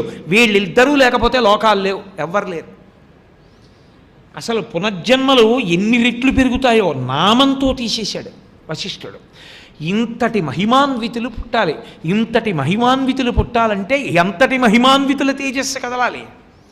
అందుకుని ఇంద్రుడి నోటిని ఆవహించి శపింపచేసింది ఆవిడ. మూకశంకరులే అంటారు ఒక చోట, అసలు అమ్మవారి అనుగ్రహం ఎక్కడుంటుందో అక్కడే వాగ్దేవి కటాక్షం ఉంటుంది. అమ్మవారి అనుగ్రహం లేనివాడు మాట్లాడలేడు. కాబట్టి ఇప్పుడు ఆ సూర్యనారాయణమూర్తికి వరుణదేవుడికి వాళ్ళ తేజస్సులు కదిలాయి. ఆ కదిలిన తేజస్సు వాళ్ళు ఏం చేశారంటే, పుట్టబోయే వాళ్ళు సామాన్యులు కారు, పరదేవత సంకల్పం, మహామహిమాన్వితులు పుట్టాలి. వాళ్ళు పూర్ణ కలశంలోకి విడిచిపెట్టారు. సామాన్యులకి దోషం అది. మహాత్ములు పుట్టడానికి అంత పరమపావనమైన ప్రదేశమే అనువయింది. ఇప్పుడు ఆ కలశలోంచి వాళ్ళు ఉద్భవించారు ఇద్దరు. పుడితే వాళ్ళకెవరు ఉపనయనం చేస్తారు? వాళ్ళకెవరు జన్మ సంస్కారాలు చేస్తారు? దేవతలందరూ వచ్చి చేశారు. ఎందుకని? దేవతలంటే దివ్ ప్రకాశము కలిగిన వారు, వాళ్ళు లోకోపకారులు. వీళ్ళు కూడా దేవతలకే ఉపకారం చేస్తారు, లోకోపకారం చేస్తారు. ఎవరు భగవద్భక్తులో వాళ్ళకి ఉపకారం చేస్తారు. అందుకని వీళ్ళిద్దరికీ సమస్త సంస్కారములు దేవతలే చేశారు. దేవతలు చేసి దేవతల చెయ్యి కూడా దాటిపోతే శ్రీ మహావిష్ణువు అంతటి వాడు కూడా ఈ సమస్యకి పరిష్కారమేమి అని అనుమానంలో పడిపోతే అగస్త్యుడి దగ్గరికి పొమ్మంటుంటాడు. అంతటి మహానుభావుడు అగస్త్యుడంటే. ఎందుకని? ఈ లోకానికి ఎన్నో పర్యాయాలు వచ్చాయి ఇలాంటి ఉపద్రవాలు. ఒక మాట కాదు, రెండు మాటలు కాదు, ఎన్ని మార్లు వచ్చింది లోకంలో. ఎప్పుడెప్పుడు అంతటి ఉపద్రవం వచ్చిందో అప్పుడప్పుడు ఆదుకున్నవాడు అగస్త్యుడే. నేను మీకు ఒక ఉదాహరణ చెప్పాలి అంటే, కాలకేయాది రాక్షసులు సముద్ర గర్భంలో ఉండి రాత్రిళ్ళు వచ్చి ఎందరో బ్రహ్మవాదుల్ని చంపేశారు. చంపేస్తే శ్రీ మహావిష్ణువు దగ్గరికి పరిగెత్తారు. ఆయన అన్నాడు, ఆ నీటినంతటినీ తీసేస్తే ఉత్తర క్షణంలో చచ్చిపోతాయి జలభూతములన్నీ. నీటినంతటినీ పుచ్చేసుకుని నీటినంతటినీ వదలగలిగిన వాడు ఉండాలి. అగస్త్యుడు ఒక్కడే. ఆయన దగ్గరికి పొండి అన్నాడు. ఆయన దగ్గరికి వెళ్ళారు దేవతలందరూ. అయ్యా, ఈ సముద్రాన్నంతటినీ కూడా మీరు పుడికిల పట్టి ఆపోసనం చెయ్యండి అన్నారు. అంటే 3 మాటలు పుచ్చుకోమని. ఆయన అన్నాడు, ఇది 3 మాటలు ఎక్కడ సరిపోతుందని ఒక్కసారి పుచ్చుకున్నాడు. ఆయనకి 3 మాటలకి చాలలేదు. వాళ్ళు ఆయన దగ్గరికి వెళ్ళినప్పుడు ఆయన తేజస్సు చూసి తెల్లబోయారు. బృహస్పతి స్తోత్రం చేశాడండి. లోపాముద్రాగస్త్యులను కలిపి కాశీఖండంలో బృహస్పతి స్తోత్రం చేశాడు దేవగురువు. అంటే అగస్త్య ప్రభావం ఎటువంటిదో, లోపాముద్రా ప్రభావం అంటే ఎటువంటిదో మీరు చూడండి. అటువంటి మహానుభావుడు, మీరు దీన్ని తాగేసేయండి మళ్ళీ వదిలేయాలి సుమా అనలేదు వాళ్ళు. మర్చిపోయారు ఆయన్ని చూడగానే. ఆయన ఇలా తీసి ఒక్క మాట ఆయనకున్న మంత్రశక్తితో పట్టేడు వెళ్ళిపోయింది లోపలికి సముద్రం అంతా. వీళ్ళు వెళ్ళి ఆ రాక్షసులందరినీ ఏదో సంహారం చేసేశారు. మళ్ళీ వచ్చి నీళ్ళు వదిలేయండి అన్నారు. ఆయన అన్నాడు, ఈ మాట మీరు నాకు ముందు చెప్పలేదు కాబట్టి అవి జీర్ణం అయిపోయాయి, లేవు. అయ్యో బాబోయ్, మరి ప్రాణులు ఎలా ఉంటాయి? ఇంత పెద్ద గొయ్యే సముద్రం, పోనీ ఉన్న నీళ్లు వదిలిపెట్టండి అన్నారు. జీర్ణం అయిపోగా మిగిలిన నీళ్లు నా మూత్రావయవంలోంచి వదిలిపెడతాను అని ఆయన మూత్ర విసర్జన చేశాడు. అదే సముద్రం, అందుకే ఉప్పగా ఉంటుంది. అందుకే దానిలో నిత్యస్నానం లేదు, పర్వస్నానం ఒకటే ఉంది. అది అగస్త్య మహర్షి యొక్క కడుపులో మిగిలిపోయిన నీరది. అంటే అలా పడుతుందా అండి అంటే వాళ్ళ మంత్రశక్తి అటువంటిది. శంకర భగవత్పాదులు నర్మదా నదికి వరదలు వస్తే కమండలంలోకి పట్టారు. అది శక్తి. ఈ దేశంలో గొప్పతనం అంతా ఎక్కడుందంటే మంత్రానుష్ఠానము చేత ఈశ్వరోపాసనం చేత వచ్చినటువంటి బలం. సాధారణ బలం ఏముంటుందండి, ఇవాళ ఉన్నది రేపు ఉండదు. పరమేశ్వరోపాసన వలన పొందిన బలమే బలం. కాబట్టి అటువంటి వాడు అగస్త్యుడు. ఆయనే సామాన్యుడు కాడు. వాతాపి ఇల్వలుడు అని ఇద్దరు అన్నదమ్ములు. ఆ ఇల్వలుడు ఒకసారి ఓ బ్రాహ్మణుడిని పిలిచి, మాకేమైనా మంత్రం ఇవ్వయా, సమస్త సుఖములను పొందగలిగిన మంత్రం ఇయ్యి అన్నాడు.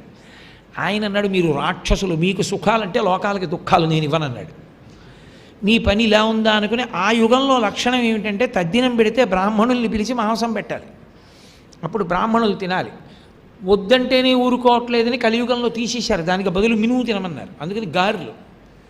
కాబట్టి ఆ రోజుల్లో మాంసం పెట్టాలి పితృకార్యంలో. ఆయన ఏం చేశాడంటే, ఏ బ్రాహ్మణుడు మంత్రం ఇవ్వనన్నాడో ఆయన దగ్గరికి వెళ్ళి, మా నాన్నగారి పితృకార్యం, మీరు రండి భోజనానికి భోక్తగా అన్నాడు. పాప వేరే బ్రాహ్మణుడు వచ్చాడు. వాడు ఆ ఇల్వలుడు తమ్ముడైన వాతాపిని పట్టుకుని మేక రూపంలోకి మార్చి చంపి వండి మాంసాన్ని పెట్టాడు. ఆ బ్రాహ్మణుడు తినేశాడు. ఆ ఇద్దరికీ కొన్ని శక్తులు ఉన్నాయి. తినేసినటువంటి బ్రాహ్మణుడు తినేశాడు మాంసాన్ని, మేక మాంసం. ఈ ఇల్వలుడు అన్నాడు, వాతాపి రా అన్నాడు. అనగానే వాడు పొట్ట చీల్చుకుని పైకి వచ్చాడు. బ్రాహ్మణుడు చచ్చిపోయాడు. వాళ్ళు కక్ష తీర్చుకోవడానికి చేశారు ముందు. తర్వాత ఏం చేశారంటే, ఇదేదో బాగుందిరోయ్, బ్రాహ్మణుల మాంసం తినడానికి ఇదో మంచి అస్త్రం అని రోజు వెళ్ళి బ్రాహ్మణులు తీసుకొస్తుండేవారు. తీసుకొచ్చి కూర్చోపెట్టి మాంసం పెట్టి, మా నాన్నగారి తద్దిన వండడం, మాంసం పెట్టడం, వాతాపి బయటికి రా అనడం, ఆ బ్రాహ్మణుని ఇద్దరు తినేస్తున్నాడు. ఒక రోజున వాళ్ళకి అగస్త్యుడు కనపడ్డాడు. ఆయన్ని తీసుకొచ్చారు. ఆయన త్రికాలవేది, ఆయన కనిపెట్టాడు. శుభ్రంగా తినేశాడు వాతాపి మాంసం. తినేసి జీర్ణం వాతాపి జీర్ణం అన్నాడు ఆయన. వీడన్నాడు, ఇల్వలుడు వాతాపి రా అన్నాడు. అగస్త్యుడు అన్నాడు, ఇంకేం వస్తాడు, వాడు జీర్ణం అయిపోయాడు. అప్పుడు కాళ్ళ మీద పడి డబ్బిచ్చాడు. పాడియావులు, డబ్బు, ధనరాశులు, సన్నచీరలు ఇస్తే అవి పట్టుకెళ్ళి లోపాముద్రకిచ్చి రమిస్తే పుట్టాడు కొడుకు. అది అగస్త్య మహర్షి యొక్క శక్తి అంటే. ఆయనే రావణ సంహారంలో ఆదిత్య హృదయం ఇచ్చాడు రామచంద్రమూర్తికి. ఆ ఆదిత్య హృదయమే ఇప్పటికీ మనందరికీ కూడా శ్రీరామరక్షగా నిలబడింది సూర్యానుగ్రహాన్ని పొందడానికి. అటువంటి మహానుభావుడు అగస్త్యుడి గురించి నేను ఎంత చెప్తే పూర్తవుతుంది, అది అయ్యేది కాదు. అది అంతటి మహాపురుషుడు అగస్త్యుడు. ఆయన ఎన్నోసార్లు ఈ లోకాన్ని ఆదుకున్నాడు. ఒకసారి ఈ బ్రహ్మాండములన్నీ కూడా ఆగిపోయాయి. ప్రత్యేకించి భూగోళం మీద ఏమి దేవతా కార్యము జరగకుండా స్తంభీభూతమైంది. కారణం, వింధ్య పర్వతానికి రెండు పుట్టాయి. ఒకటి అసూయ, రెండు గర్వం. ఎందుకని? మేరు పర్వతం బంగారు పర్వతం, బంగారు పర్వతం బాగా ఎత్తుగా ఉందంటారు. నేనేం తక్కువదాన్నా, నేను చాలా ఎత్తుగా ఉంటాను. ఆ మేరు పర్వతం చుట్టూ సూర్యుడు తిరుగుతాడు. సూర్యుడు తిరుగుతాడు కాబట్టి నవగ్రహాలు తిరుగుతుంటాయి. అందుకే సత్యనారాయణ వ్రతం చేసినప్పుడు గ్రహాలను పిలుస్తారు, ఆగచ్చ ఆగచ్చ అంటూ. పిలిచినప్పుడు 7 గ్రహాలు ప్రదక్షిణంగా వస్తాయి. రాహుకేతువులు అప్రదక్షిణంగా వస్తారు. మేరుకి అప్రదక్షిణంగా తిరుగుతారు. అందుకే శ్రీకాళహస్తి క్షేత్రం ఇప్పటికీ అప్రదక్షిణ క్షేత్రం. శివాలయంలోకి వెళ్ళేటప్పుడు కుడి చేతి వైపుగా వెళ్ళాం, ఎడం చేతి వైపుగా వెడతాం, రాహుకేతు క్షేత్రం కాబట్టి అది. అటువంటి అప్రదక్షిణంగా ప్రదక్షిణంగా వచ్చే గ్రహాలన్నీ మేరువు చుట్టూ తిరుగుతాయి. అది ఆయనకి గొప్పతనం. గ్రహాలన్నీ నా చుట్టూ తిరుగుతాయని. వింధ్య పర్వతానికి కోపం వచ్చింది, అసూయ పుట్టింది. సూర్యుడు దాని చుట్టూ తిరగడమే, నా చుట్టూ తిరగకూడదా? పెరిగిపోయి భూమికి ఆకాశానికి అడ్డంగా నించున్నాడు. సూర్య గమనం ఆగిపోయింది. అంటే సూర్యుడు కదలడానికి వీలు లేని రీతిలో, గ్రహములు కదలడానికి వీలు లేని రీతిలో పెరిగాడు. ఆ గర్వం తన బలంలోంచి వచ్చింది. ఇప్పుడు ఆయన యొక్క శిఖరములను నరికేయగలిగిన శక్తి, ఆయనతో తలపడగలిగిన శక్తి దేవతలకి కూడా లేదు. సృష్టి అంతా ఆగిపోయింది. సూర్యుడు తిరగకపోతే, చంద్రుడు తిరగకపోతే మీకు కాలం ఎలా తిరుగుతుంది? కాలచక్రం తిరగకపోతే నిత్య నైమిత్తిక విధులు ఎలా నడుస్తాయి? సంధ్యావందనాదులు ఎలా చేస్తారు? తిథి ఎలా చెప్తారు మీరు? ఆయుప్రమాణం ఎలా తెలుస్తుంది? కాలము యొక్క గణనం ఎలా తెలుస్తుంది? ఆగిపోయాయన్నీ. ఆగిపోతే అప్పుడు అగస్త్యుడి దగ్గరికి పొమ్మన్నాడు. అప్పుడు ఆయన కాశీఖండంలో వర్ణిస్తారు. కాశీపట్టణంలో ఆశ్రమంలో కూర్చున్నాడు. అక్కడికి వెళ్ళారు అందరూ. వెళితే లోపాముద్రాగస్త్యులు దర్శనమిచ్చారు. అప్పుడు స్తోత్రం చేశాడు బృహస్పతి. స్తోత్రం చేసి, అయా వింధ్యపర్వతానికి అహంకారం వచ్చింది, ఒక్క నువ్వే చెయ్యగలవు, నువ్వు వెళ్ళి వింధ్యపర్వతం యొక్క గర్వాన్ని అణిచేసేయమన్నాడు. అంటే అగస్త్యుడు లోపాముద్రతో కలిసి బయలుదేరాడు, మహాత్యాగం చేశాడు. కాశీపట్టణాన్ని విడిచిపెట్టడం ఆయనకి సుతారము ఇష్టం లేదు. ఆయన ఒక చమత్కారమైన మాట అంటాడు స్కాంద పురాణంలో. ఆయన ఒక మాట అన్నాడు, మిగిలిన క్షేత్రములన్నీ ఏం చేస్తాయంటే కాశీపట్టణానికి వెళ్ళే అర్హత కల్పిస్తాయన్నాడు ఆయన. అంటే కాశీ అంత గొప్ప పట్టణం. కాబట్టి అటువంటి అగస్త్యుడు కాశీని విడిచిపెట్టడం ఇష్టం లేక బాధతో కుందుతూ బయలుదేరి ఉత్తర భారతం నుంచి దక్షిణ భారతానికి వచ్చేస్తున్నాడు. ఇందు ప్రధాన ప్రయోజనం వింధ్యపర్వతం యొక్క గర్వాన్ని అణచాలి. దూరం నుంచి చూసింది అగస్త్యుడిని. అయ్య బాబోయ్, మహానుభావుడు వస్తున్నాడు రా, ఆయనకి అడ్డంగా నేను నించుంటే గ్రహాలు ఊరుకుంటాయి, త్రిమూర్తులు ఊరుకుంటారు, ఆయన ఊరుకోడు. ఏమిట్రో అలా నించున్నావు అంటాడు. అందుకని ఆయనకి నమస్కారం చెయ్యాలని నేల మీద పడిపోయి నమస్కారం చేసింది. ఆయన అన్నాడు, ఒరేయ్ పెద్దవాడిని అయిపోయాను రా, ఎక్కి దిగలేను నీ శిఖరాలు, దక్షిణ దేశం వెళ్ళి తీర్థయాత్ర చేసి మళ్ళీ వస్తా, అలాగే ఉండి అప్పటి వరకు అన్నాడు. అంటే వింధ్యుడు అన్నాడు, ఆయన్ని కాదనడానికి భయం, అయ్యా గురువుగారు అలాగే పడుంటాను మీరు వచ్చేవరకు అన్నాడు. దాటి వెళ్ళిపోయాడు. అగస్త్యుడు రాను రాడు, వింధ్య లేవను లేవదు అంటారు. అందుకే మన అదృష్టం ఏమిటంటే వింధ్యపర్వతం పైకి లేవడం కాదు, కానీ అగస్త్యుడు దక్షిణ దేశానికి వచ్చాడు. దక్షిణ దేశానికి వచ్చి అగస్త్యుడు దక్షిణ దేశానికి రావడం వల్ల విశేషమైనటువంటి ప్రయోజనాన్ని పొందినది ఎవరు అంటే తూర్పుగోదావరి జిల్లా దక్షారామ క్షేత్రంలో ఉన్నాడు ఆయన.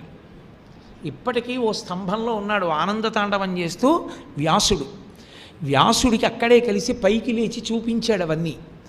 దక్షారామ క్షేత్రంలో చాలా కాలం ఉండి భీమనాథుణ్ణి సేవించి కొల్హాపురం వెళ్ళి లక్ష్మీ స్తోత్రం చేస్తే లక్ష్మీదేవి ప్రత్యక్షమై స్వామిమలై వెళ్ళి సుబ్రహ్మణ్యేశ్వర స్వామి వారి దగ్గర కాశీ గురించి వినమంటే మళ్ళీ అక్కడికి వెళ్ళాడు. ఆయనే ఒకానొకప్పుడు ఒక ప్రత్యేక కారణానికి, ఇప్పుడు నేను అవన్నీ ఎక్కడ చెప్పగలను, కానీ ఒక స్త్రీని రెండవ భార్యగా స్వీకరించి నదీ స్వరూపాన్ని కమండలంలో పెట్టుకున్నాడు. దక్షిణ దేశానికి నీళ్లు లేవు అప్పుడు, ఆయన కమండలంలో ఉంది నది. ఆయన పక్కన పెట్టుకుని అనుష్ఠానం చేస్తుంటే విఘ్నేశ్వరుడు కాకి రూపంలో వచ్చి తన్నాడు. ఆ కమండలంలో నీళ్లు వలికితేనే కావేరీ నది వచ్చింది. అందుకే తమిళ దేశం వాళ్ళందరూ కూడా అగస్త్యుణ్ణి అంత ఆరాధన చేస్తారు. మాకు భాషా వ్యాకరణాలు ఆయనే ఇచ్చాడంటారు వాళ్ళు. అంతటి మహితాత్ముడు అగస్త్యుడు. కాబట్టి ఆయన పేరే అగస్త్యుడు. అగస్త్యుడు అంటే అగము అంటే పర్వతమును స్తంభీభూతము చేసినవాడు, నేలపడేటట్టు చేసినవాడు. పుట్టివాడు, కానీ ఆయన విజృంభించాడా, సముద్రాలు తాగేస్తాడు, పర్వతాలు తొక్కేస్తాడు. పుట్టివాడు కదా అని ఆయనేమనుకోకండి, ఆయన విజృంభించగలడు వామనమూర్తిలా. అలాంటి లక్షణం ఉన్నవాడు. కాబట్టి ఇప్పుడు మూకశంకరులు అంటున్నారు, ఇలా చూసిన చూపు కన్నా ఇలా చూసిన పొట్టి చూపు ఉందే అమ్మాది అగస్త్యుడు లాంటిది నీ చూపు అన్నారు. ఇది పొట్టిగా ఉంటుంది, ఇలా చూడలేదు, ఇలా చూసిందో అని తక్కువ అనుకోకండి. ఇలా చూసిందో అది అగస్త్యుడు. అగస్త్యుడు ఎన్ని చెయ్యగలడో అమ్మవారు అన్ని చెయ్యగలదా చూపుతో. అది మూకశంకరుల పోలిక. ఆయన అంటున్నారు, మహాజ్ఞసేవధిరసౌ తవ దుర్విలంఘ్య సంసార వింధ్యగిరి కుంఠన కేలి చుంచు. అది ఎంత సమర్థం అంటే అగస్త్యుడైతే వింధ్యపర్వతాన్ని కిందకి దింపేస్తాడు. అమ్మవారి కడగంటి చూపు ఎవరి మీద పడిందో వాళ్ళు సంసారం అనేటటువంటి వింధ్యపర్వతాన్ని దాటేస్తారు. వింధ్యపర్వతం ఎలా అహంకారంతో పెరిగిపోయిందో మనం కూడా సంసారమును పెంచుకుంటూ ఉంటాం. సంసారం అన్న మాటకు అర్థం ఏంటో తెలుసా అండి? భార్యా బిడ్డలు అని కాదు, జనన మరణ చక్రమునకు సంసారం అని పేరు. జనన మరణ చక్రం ఎందుకు ఏర్పడుతుందంటే పరమేశ్వరుడు ఒక గొప్ప అవకాశం ఇస్తాడు, అదే మనుష్య జన్మ. మనుష్య జన్మ ఎందుకు గొప్పదవుతుందంటే సమస్త పాపములు 3 రకాలుగానే జరుగుతాయి. ఒకటి శరీరము చేత చేసిన పాపములు, 2 మనసు చేత చేసిన పాపములు, 3 వాక్కు చేత చేసిన పాపములు. ఈ 3 పాపములను పోగొట్టుకోవడానికి కావలసిన సాధన సంపత్తి ఒక్క మనుష్య జన్మకే ఉంది. ఎందుకని? మీరు ఇదే శరీరంతో ఈశ్వరుడి పల్లకి పట్టుకోగలరు. ఎవరినైనా పట్టుకోమనండి, ఓ కుక్కొచ్చి పట్టుకుంటానంటే ఒప్పుకోరు, ఓ నక్కొచ్చి పట్టుకుంటానంటే ఒప్పుకోరు. ఒక్క మనుష్యుడే పట్టుకోగలడు. ఈ శరీరంతో మీరు దేవాలయాన్ని తుడవగలరు. ఈ శరీరంతో మీరు భగవత్ సంబంధమైన విషయాన్ని వినగలరు. ఈ శరీరంతో మీరు ఈశ్వరుడి పాదముల మీద పుష్పాలని సమర్పించగలరు. ఈ శరీరంతో మీరు దేవాలయానికి ప్రదక్షిణం చెయ్యగలరు. ఈ మనస్సుతోటే మీరు భగవత్ చింతన చెయ్యగలరు. అందుకిస్తారు ఈ శ్లోకాలు. మూకశంకరుల శ్లోకాలంత శక్తివంతం ఎందుకయ్యాయంటే, మనసు చేత చేసినటువంటి పాపరాశి శరీరముతో చేసిన పాపరాశి కన్నా కోట్ల రెట్లు ఎక్కువ ఉంటుంది. అది కాలిపోవడానికి కారణం మూకపంచశతీ శ్రవణం. నేను శ్లోకం చెప్పి దాంట్లో ఉన్న పేర్లు లేవు ఇలా అన్నాను అనుకోండి, మీరు ఆలోచిస్తారు అదేమిటని. మీరు ఆలోచించడమే మీరు మనసుతో దానిలో ఉన్నటువంటి విషయాన్ని పట్టుకునే ప్రయత్నం చేయడం. ఆ ప్రయత్నంలో మీరు మనసుతో చేసిన పాపరాశి దగ్ధమవుతుంది. మానసిక పూజ, మనసు చేత మీరు పూజ చేద్దామని కూర్చున్నారనుకోండి, మళ్ళీ జారిపోతుంది మనసు. అదే మీకు ఉదాహరణకి నేను ఈ శ్లోకం ఇచ్చి ఇందులో అగస్త్యుడి గురించా వశిష్ఠుడి గురించా అని అనకుండా, కలశుజులైనటువంటి ఋషులు 2 ఉన్నారో ఆ 2 ఋషులలో ఏ ఋషి గురించి అన్నాను అనుకోండి, మీరు ఎంత ప్రయత్నం చేయాలో నాకు చెప్పండి. నేను మీకు చెప్పేస్తున్నాను కాబట్టి మీరు పట్టుకుంటున్నారు, మంచిదే, నేను గొప్పవాడిని అంటలేదు. నేను ఇదే శ్లోకాన్ని మీకు ఇచ్చి పరిశీలించండి అన్నాను అనుకోండి, ఎన్నాళ్ళు పడుతుంది దాన్ని పట్టుకోవడానికి? మీరు మొత్తం ఋషుల యొక్క చరిత్రలన్నీ చదవాలి. ఇందులో కుంభజన్మ అంటున్నారు కాబట్టి కలశలోంచి వచ్చిన వాళ్ళు ఎందరో ముందు తీసుకోవాలి. అందులో మళ్ళీ అమ్మవారి చూపుని చెప్తున్నారు కాబట్టి కుంభజన్మ అన్నదాంతో చెప్తున్నారు కాబట్టి ఇది కటాక్ష శతకము కనుక సంసార వింధ్యగిరికుంఠ నకేలి చుంచు. వింధ్య పర్వతాన్ని అణిచిన వాడెవరు? 2లో అగస్త్యుడు. అగస్త్యుడు పొట్టిగా ఉంటాడు కాబట్టి పొట్టి చూపు చెప్తున్నారు అని మీరు అన్వయం చేసుకోవడానికి మీరు ఎన్ని గ్రంథాలు పరిశీలిస్తే మీరు అన్వయం చేస్తారు? మీరు ఆ అన్వయం చేయడం మానసికంగా మీరు ఎంత తవ్వుకుంటూ వెళ్ళిపోవాలి లోపలికి. మీరు దాన్ని పట్టుకోవాలని అది ఆ శ్లోకం చదివి దాన్ని దృష్టిలో పెట్టుకుని ఎప్పుడెక్కడ ప్రస్తావన వచ్చినా ఇది దొరుకుతుందా అని మీరు వెతుకుతున్నారనుకోండి, మీరు అలా ధ్యానం చెయ్యగా ఆలోచించగా స్మరణలన్నీ మనసు ఒకటే ఆలోచిస్తుంది. మీరు ఎంత ఈ శ్లోకం గురించి ఆలోచిస్తారో అంత పాపరాశి కాలిపోతుంది. మనసు చేత చేసిన పాపములు విశేషంగా ఉంటాయి. ఏదో కనపడుతుంది, అబ్బా చాలా బాగుంది, నాది అయిపోతే బాగుండు అంటాడు. అక్కడ ఏదో డబ్బులు పడి ఉంటాయి, ఎవడో చూడాలి తీసేసుకుందామా అంటాడు. ముందు పాపచింతన చేస్తుంది అలవాటు పడిపోయి. ఈ చింతన చేత మూట కట్టేస్తుంది పాపాలు. వీటిని పోగొట్టడానికి ప్రధాన మార్గములు లోకంలో 2. ఒకటి సౌందర్యలహరి. శంకరాచార్యుల వారు ప్రత్యేకంగా కొన్ని శ్లోకాలు అందుకే అలా చేశారు. 2వది మూకపంచశతి. ఈ 2 ఏం చేస్తాయంటే మిమ్మల్ని ఆలోచింపచేస్తాయి, ధ్యానం చేయిస్తాయి. అందుకే ఏకాంతాన్ని కోరుకుంటుంటుంది. కారణం ఏమంటే మీరు ఆ ధ్యానం ఆ శ్లోకం మీద చెయ్యాలి అంటే మీకు ఆ వాతావరణం ఉండాలి. మీకు అది లేకుండా మీరు మూకపంచశతి జోలికి వెళ్ళలేరు. అది సాధ్యం కాదు, సంభవం కాదు, అంగీకరించదు అమ్మవారు. అందుకే దాని మీద మీరు ఎంత ధ్యానం చేస్తే మీరు అంత ఆనందపు పొంగులు అనుభవిస్తారు.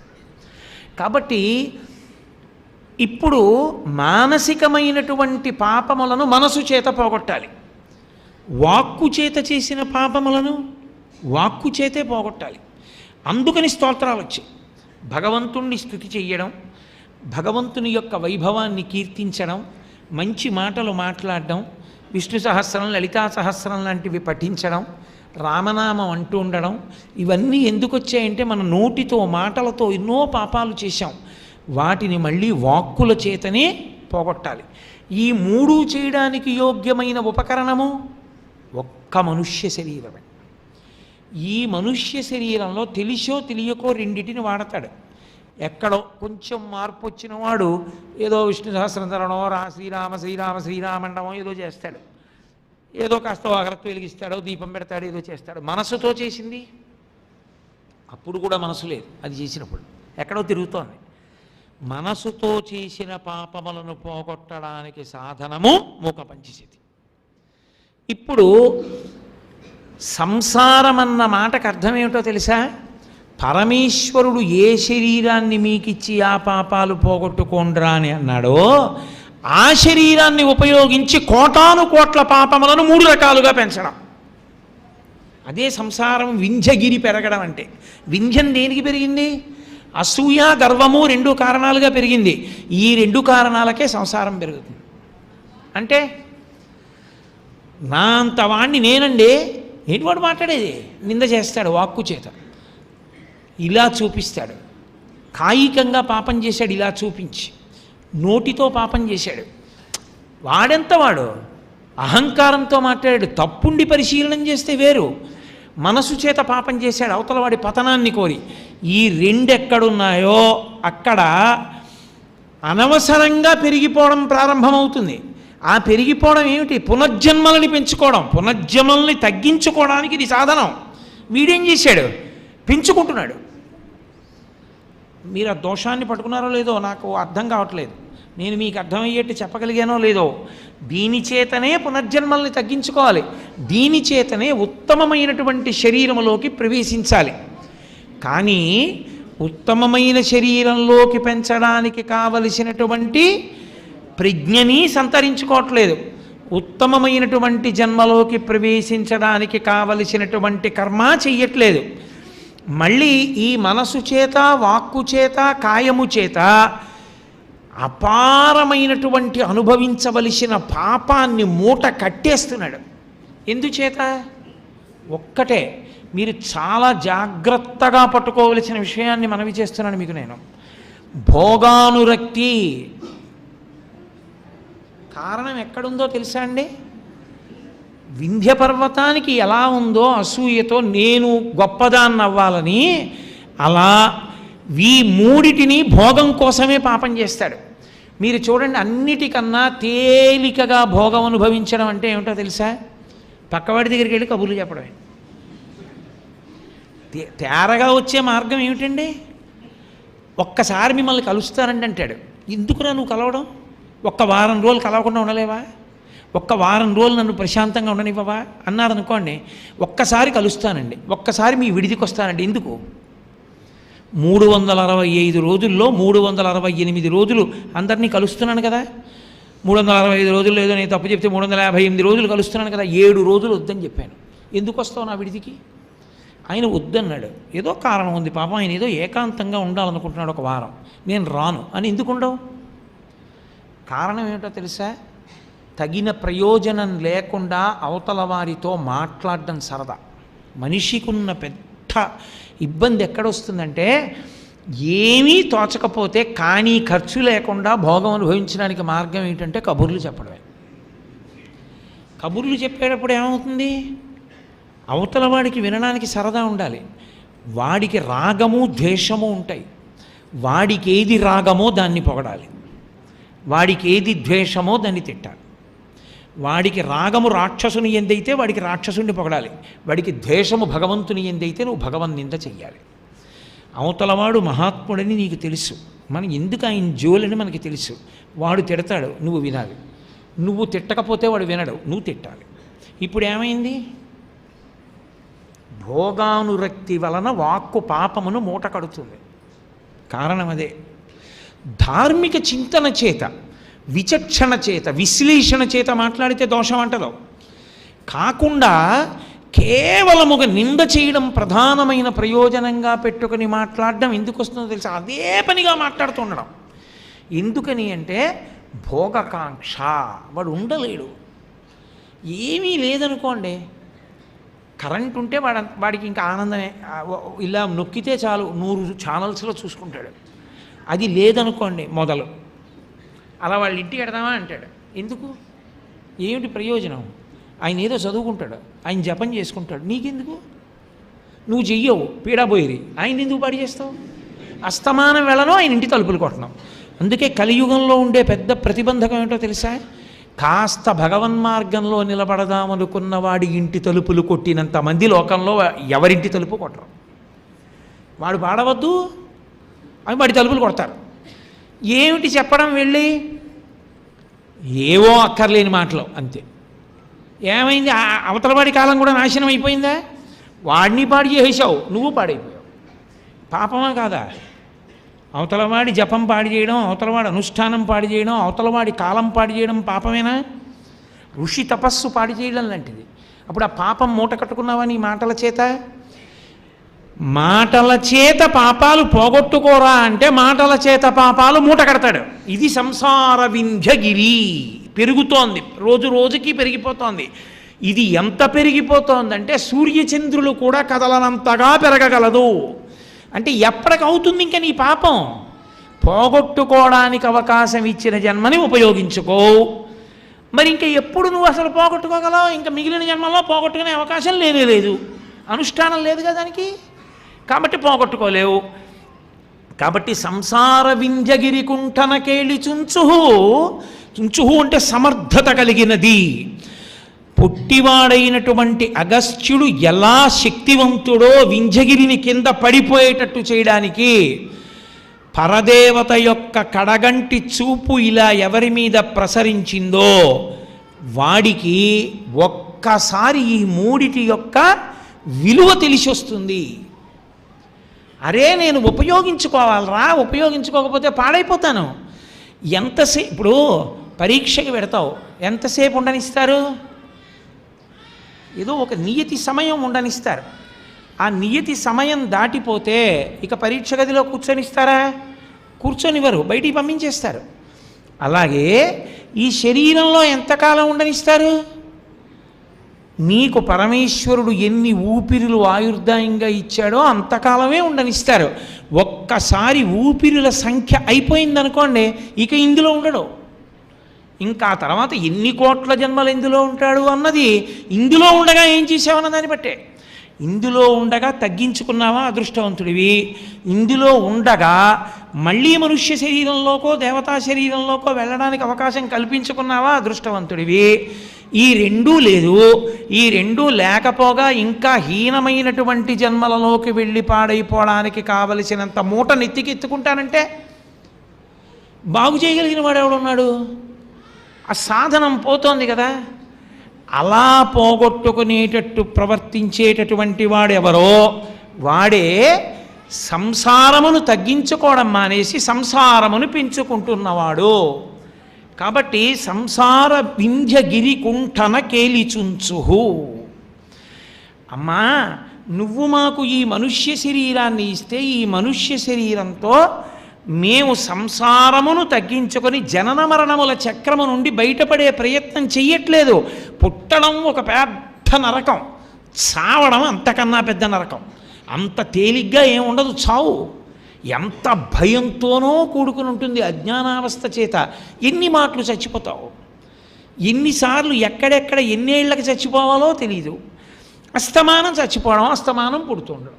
దీన్ని తగ్గించుకుందాం అనుకుంటే లోకంలో లక్షణం ఏమిటి?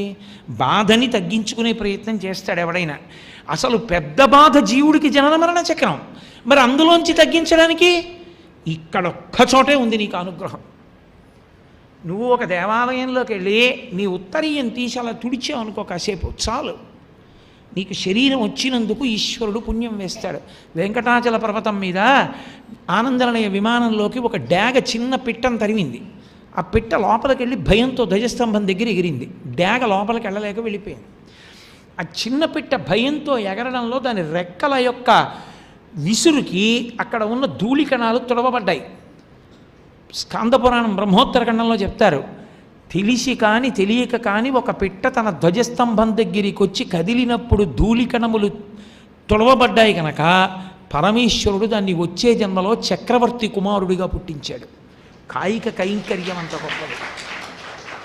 అప్పర్ స్వామి ఎక్కడికి వెళ్ళినా దేవాలయాన్ని తుడిచేవారు, ఎక్కడికి వెళ్ళినా దేవాలయాలు కడిగేవారు, పూల మొక్కలు నాటేవారు, కాస్త గడ్డి కనబడితే తీసేసేవారు, అక్కర్లేని చెత్త కనబడితే ఏరేసేవారు.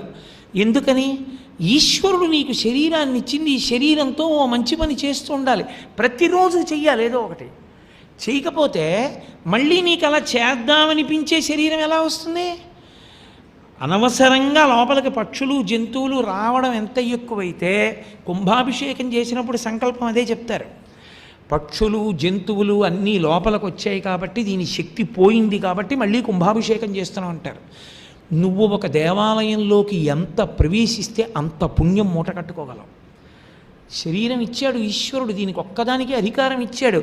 ఒకసారి ఇందులోంచి జారిపోయాడా అప్పుడు అబ్బబ్బబ్బబ్బబ్బా అందులో ఉండగా వెళ్ళలేదురా, ఒక్కసారి వెడితే ఎంత మూట కట్టుకుందును, ఎటు పోయాను, ఎటు వచ్చాను, ఎందుకు వచ్చింది ఈ దరిద్రం అంతా నాకు, అరే రే రే రే రే ఎంత పాడైపోయాను రానప్పుడు ఏడుస్తాడు. 1000 మాటలు చచ్చిపోవలసిన వాడికి ఇంకొక జన్మలో చచ్చిపోతే చాలనుకున్న వాడికి, కొన్ని కోట్ల సార్లు చావాలను అన్నవాడికి తేడా లేదండి జీవుడికి. ఈ సంసార పరిభ్రమణము దేనివల్ల తగ్గుతుందని అడిగారు. అగస్త్యుడు వింధ్య పర్వతాన్ని ఉంచినట్టు ఎవరి వంక పరదేవత ఇలా చూస్తుందో వాడి సంసారమన్న వింధ్యము వంగిపోతుంది. వంగిపోయి వాడికి జనన మరణ చక్రమునందు ప్రవేశించడు అంటే ఆ మాటకు అర్థం ఏమిటో తెలుసా?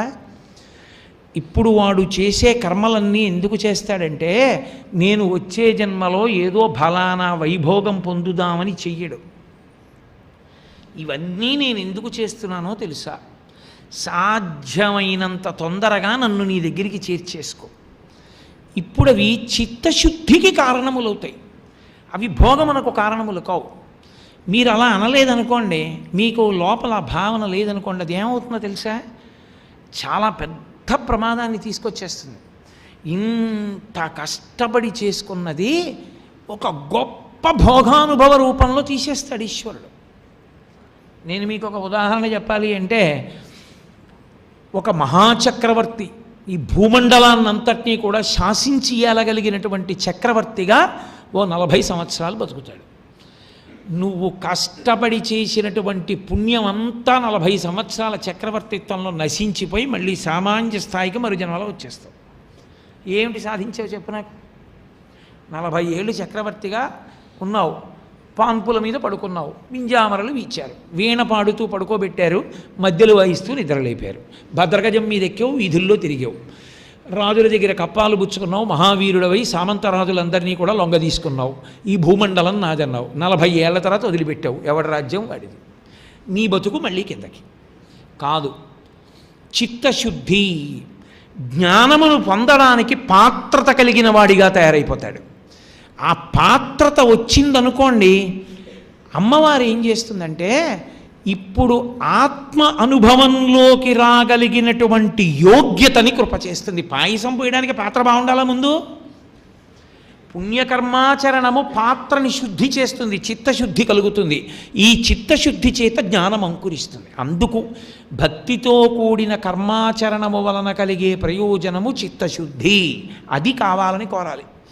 చిత్తశుద్ధి వలన జ్ఞానము, జ్ఞానము వలన కైవల్యము. ఇక అసలు ఎందుకు నీకు పుణ్యం లేదు పాపం లేదు ఏ గొడవ లేదు, పుట్టనే అక్కర్లేదు, హాయిగా పరమేశ్వరుని యందు ఐక్యమైపోయావు. జన్మ పరంపర పోయింది అక్కడతో. ఇది దేని వలన వస్తుంది అంటే కేవల పుణ్యకర్మ కాదు, పుణ్యకర్మ చిత్తశుద్ధి కొరకు మాత్రమే, ఇక మళ్ళీ దాని వలన ప్రతిఫలం అక్కర్లా నాకు. ఇది సంసార వింజగిరికుంఠ నకేళి చుంచు ధైర్యాం బుధిం పశుపతేశ్చులకీకరోతి. అమ్మవారు ఇలా చూసిందనుకోండి, అదిట పరమశివుని యొక్క ధైర్యం అనేటటువంటి మహాసముద్రాన్ని ఆపోసన పట్టేస్తుంది. ఏమిటి పరమశివుని యొక్క ధైర్యం? పరమశివుని యొక్క ధైర్యము అన్న మాటకు అర్థం ఆయన ఏదో పిరికితనం లేకుండా ఉంటాడు అన్నమాట కాదు. పరమశివుని యొక్క ధైర్యము అంటే ఏ కోరిక లేకుండుట. అసలు ఆయనకి కోరికలు లేవు, ఏ కోరిక లేవు కాబట్టి నిస్సంగుడు, పూర్ణుడు. అటువంటి వాడై పరమేశ్వరుడు ఒక్కడు ఉండిపోయాడు అనుకోండి, మనకి జన్మలు ఉండవు. మనకి జన్మలు లేకపోతే మంచిదే కదండి అని మీరు అనొచ్చు. కర్మ ఎలా పూర్తవుతుంది? పాపపుణ్యములు పోగొట్టుకోవాలా, చిత్తశుద్ధి కలగాలా, కర్మాచరణం చెయ్యాలా, దానికి చెయ్యాలంటే శరీరం ఉండాలా, మరి శరీరం ఉండాలంటే పార్వతీదేవి పక్కన శివుడు కూర్చోవాలా, శివుడు కూర్చోవాలంటే ఆయనకి మళ్ళీ అమ్మవారి యందు అనురక్తి కలగాలా, అనురక్తి కలగాలంటే ఆయనకి అప్పటి వరకు లేనటువంటి అనురక్తిని అమ్మవారు కల్పించాలి. అంటే అసలు కాముడంటే అసహ్యించుకునే పరమేశ్వరుడికి పార్వతీదేవి యందు అనురక్తి కలిగి వచ్చి పక్కన కూర్చోవాలి తాళి కట్టి. అలా చెయ్యాలంటే పరమేశ్వరుడికి కాముని పట్ల మర్యాద లేకుండా విసిరి కొట్టినటువంటి వాడికి మళ్ళీ ఈవిడతో కలిసి నేను కూర్చోవాలనేటటువంటి కోరిక పుట్టించాలి.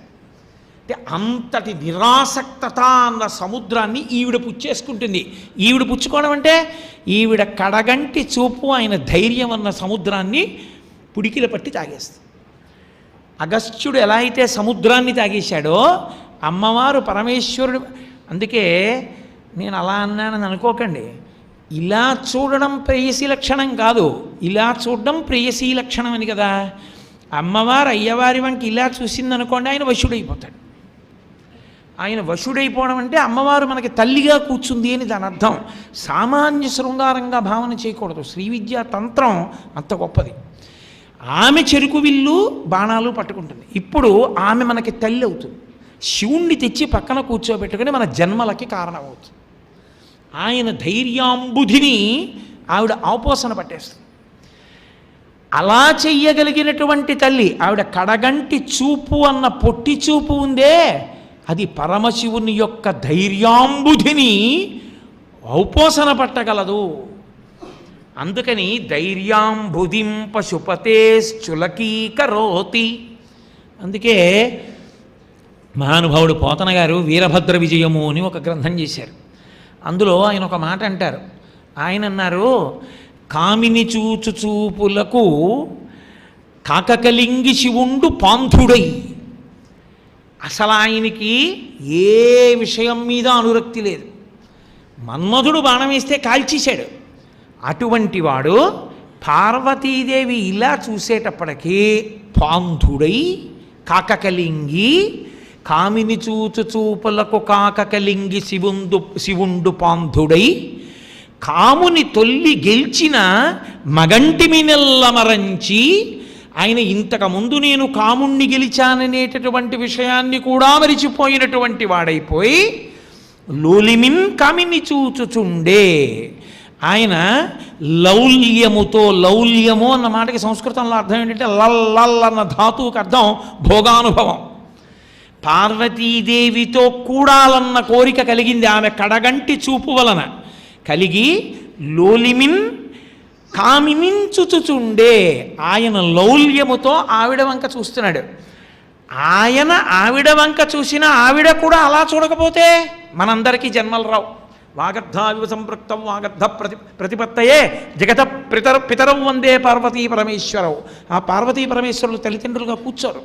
అందుకని ఆవిడ కూడా అలాగే కామిని కామముతోడ కామవైరిని చూచుచునుండే.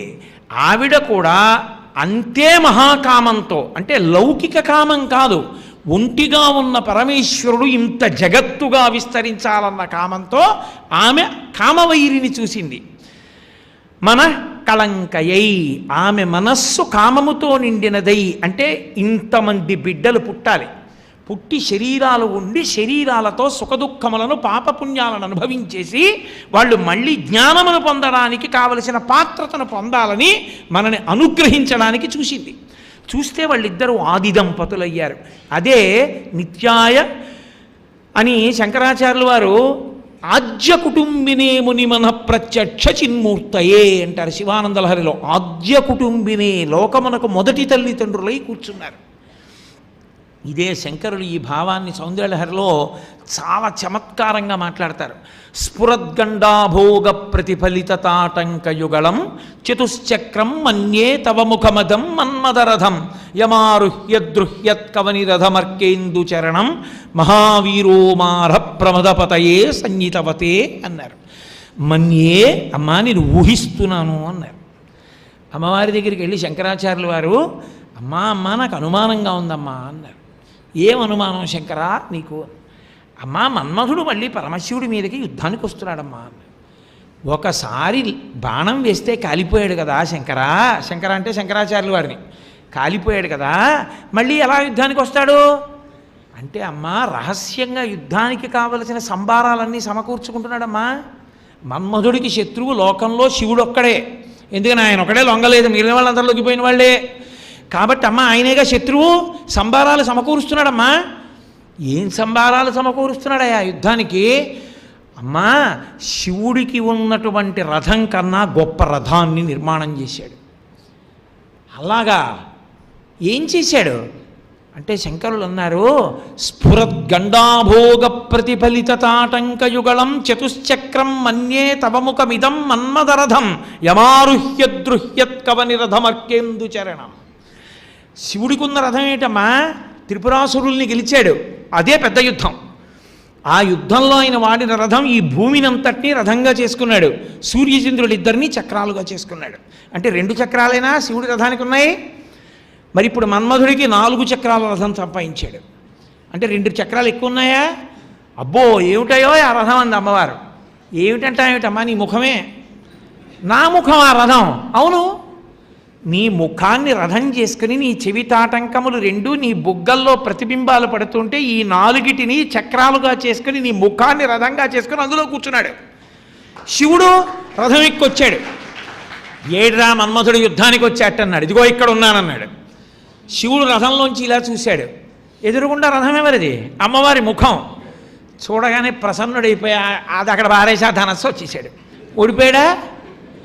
అమ్మా ఈసారి శివుడు గెలుస్తాడని నమ్మకం లేదు, నీ ముఖం రథం మన్మధుడికి, కాబట్టి ఆయన యుద్ధం చేయలేడు. మన్మధుడు నీ ముఖంలో కూర్చున్నాడమ్మా. మన్యే ఊహిస్తున్నాను తల్లి అన్నారు. అంటే శివుడు ఓడిపోతాడు అనకూడదు, అమంగళం. అందుకని అమ్మోయ్ మన్మధుడు యుద్ధానికి వస్తాడనుకుంటున్నానమ్మా అంటే ఏమిటి దాని అర్థం? అమ్మ నీ ముఖమండలాన్ని చూస్తే కాముని కాల్చినవాడు కామేశ్వరుడై వచ్చి కూర్చుని నీ మెళ్ళో తాళి కట్టి పక్కన కూర్చుంటాడు బహిర్ముఖుడై. అది తల్లి కామేశబద్ధ మంగళ్య సూత్ర శోభిత కంధరా. నువ్వు అలా ఆయన్ని వశం చేసుకుని పక్కన కూర్చోబెట్టుకోకపోతే మా అందరికీ జన్మేది? జన్మ లేకపోతే మేము ఎలా కర్మ పోగొట్టుకుంటాం? పాపపుణ్యాలు ఎలా పోగొట్టుకుంటాం? ఇంతటి మహోపకారం చేసిన దానివి కదమ్మా. అందుకని అగస్త్యుడు సముద్రాన్ని తాగేసినట్టే నీ పొట్టి చూపుండే కటాక్షం, అది శివుడి వంక ఇలా చూస్తే ఆయన పరవశుడైపోయి ఆయన ధైర్యం అన్న సముద్రాన్ని నీ పొట్టి చూపన్న అగస్త్యుడు తాగేశాడు.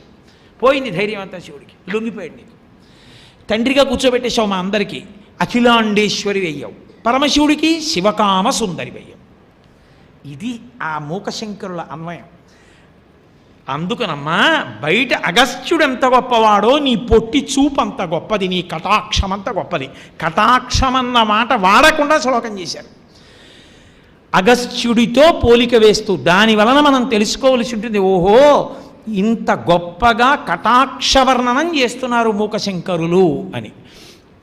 కాబట్టి మాహాత్మ్య అని మొదలు పెడతారంటే అమ్మా నీ చూపు యొక్క వైభవమును వర్ణించగలిగిన వాడు లేడు తల్లి. దాని చేత మేము అనుగ్రహం పొందుతాం. ఈ శ్లోకం యొక్క గొప్పతనం ఏమిటో తెలుసా? మీరు ఈ శ్లోకాన్ని అదే పనిగా ధ్యానం చేశారనుకోండి, మీకు బహుభంగిమల ఆలోచనలు వస్తుంటే మీలో మీరు సంతోషపడిపోతుంటే 10 మాటలు అగస్త్యుడు అంటే అమ్మవారి కటాక్షము అని తెలియగానే నేను ఈ ఉపన్యాసం చెప్పేటప్పుడు ఎన్ని మాటలు ఇలా తిప్పాను. అది చెప్పడానికి తిప్పానన్నప్పుడు ఆ భావంలోకి అన్వయం అయ్యానా లేదా అమ్మవారిగా? నేను ధ్యానం చేస్తున్నప్పుడు అమ్మవారు ఇలా తిప్పి చూస్తే అన్నప్పుడు అమ్మవారి కన్నిలా కదిలి నాకు కనపడుతుందా కనపడదా? అదే కామాక్షి పరదేవతానుగ్రహం. ఆ చూపు పడడానికి యోగ్యత కల్పిస్తారు. అది ఏ కారణం చేత అయితేనే ఊహ చేత నీ మీద పడిన ఉత్తర క్షణంలో దాని ప్రయోజనం పొందావు. ఇప్పుడు తెలియదు అదేమిటో, తర్వాత తెలుస్తుంది. ఎంత అనుగ్రహాన్ని పొందేశావో, దాని వలన ఎంత పుణ్యాన్ని మూట కట్టేసుకున్నావో, దాని వలన ఎన్ని కోట్ల జన్మలు తగ్గించేసుకున్నావో తర్వాత తెలుస్తుంది. తెలిసిన నాడు అబ్బా మూక స్వంచశతిలో ఒక్క శ్లోకం కాకుండా 500 చదివేస్తే ఎంత బాగుండరా అనిపిస్తుంది. అది మూక పంచశతి యొక్క గొప్పతనం. కాబట్టి మాహాత్మసేవధిరసౌ తవ దుర్విలంఘ్య సంసార వింధ్యగిరికుంఠన కేళిచుంచు ధైర్యాం బుధిం పశుపతేశ్చులకీకరోతి కామాక్షి వీక్షణ విజృంభణ కుంభజన్మ అని కటాక్ష శతకంలోంచి మూకశంకరులు చేసినటువంటి ఒక శ్లోకాన్ని మీకు మనవి చేశాను. ఇప్పుడు పాదారవింద శతకంలోంచి ఒక శ్లోకాన్ని చూపించే ప్రయత్నం చేస్తాను. నిన్నను ఆర్యాశతకంలోంచి ఒక శ్లోకం విన్నారు. ఇప్పుడు నేను మీకు కటాక్ష శతకంలోంచి చెప్పాను, ఒకటి ఇప్పుడు పాదారవింద శతకంలోంచి చెప్తాను. పాదారవింద శతకము అని దానికి పేరు. దాని అర్థం ఏమిటో తెలుసా? పాదములు అరవిందములు అని. అరవిందములు అంటే పద్మములు అని. అవి ఎలా పద్మములు? పాదములు పద్మముల్లో ఎలా ఉంటాయండి? పద్మాలు రేకులు ఇలా తెరుచుకుని కేసరములు అవి ఉంటాయి. పద్మాలకు అలా ఏమైనా ఉంటాయా? ఉండవు. ఉండనప్పుడు అసలు పాదములు అరవిందములు ఎలా అవుతాయి? పాదములు అరవిందములే, నేత్రములు అరవిందములే. నేత్రారవిందం, పాదారవిందం, హస్తారవిందం, భుజారవిందం, నయనారవిందం, అన్నీ అరవిందాలే. అలా ఎలా కుదురుతుంది? అవి ఎందుకు అరవిందమైందంటే మీరు మీ పంచేంద్రియములు మనస్సు అనబడేటటువంటి ఆరిటిని కలిపి తుమ్మెదగా మార్చుకుని, సంస్కృతంలో తుమ్మెదకి షట్పది అని పేరు. మనసు పంచేంద్రియములు ఆరిటితో కలిసి వెళ్ళి పరదేవత యొక్క పాదములనేటటువంటి తామర పువ్వు యందు ధ్యానములో కూర్చుని ఆ పాదములలో ఉండేటటువంటి వైభవం అనేటటువంటి మకరంద పానమును చేయగలిగితే మీరు పాదారవింద శతకమునందు తుమ్మెద కానప్పుడది పాదారవింద శతకముగా మీకు అన్వయం కాదు. అంటే మీరు అంత ధ్యాననిష్టతో శ్లోకం చదవమని. ఏదో సరదాగా కూర్చుని సరదాగా చదవడానికి కాదు, అంత మర్యాదతో ఒక్క శ్లోకం చదువుతుంటే, ఒక్కొక్క పాదం చదువుతుంటే అంత జాగ్రత్తగా దాని మీద దృష్టి పెట్టు. నువ్వు ఎంత ధ్యానం చేస్తావో అంతగా అరవిందమునందు ప్రవేశించి నువ్వు ఆ తేనె జుర్రుకుంటావు, మత్తెక్కిపోతావు. జుర్రుకున్న తుమ్మెదకుండే లక్షణం ఏమిటో తెలుసా? లేవదు, అది పడుకుంటుంది. తామర పువ్వులు పడుకుంటే ఏమవుతుంది? రాత్రి ముడుచుకుంటుంది. ముడుచుకుంటే ఇంకా దాని జన్మ అక్కడే పరిసమాప్తి. ఎవరు పాదారవింద శతకంలో చెప్పబడినటువంటి శ్లోకమునందు ధ్యానమగ్నుడయ్యాడో వాడు పరదేవత పాదములలోకే లయమైపోతాడని గుర్తు.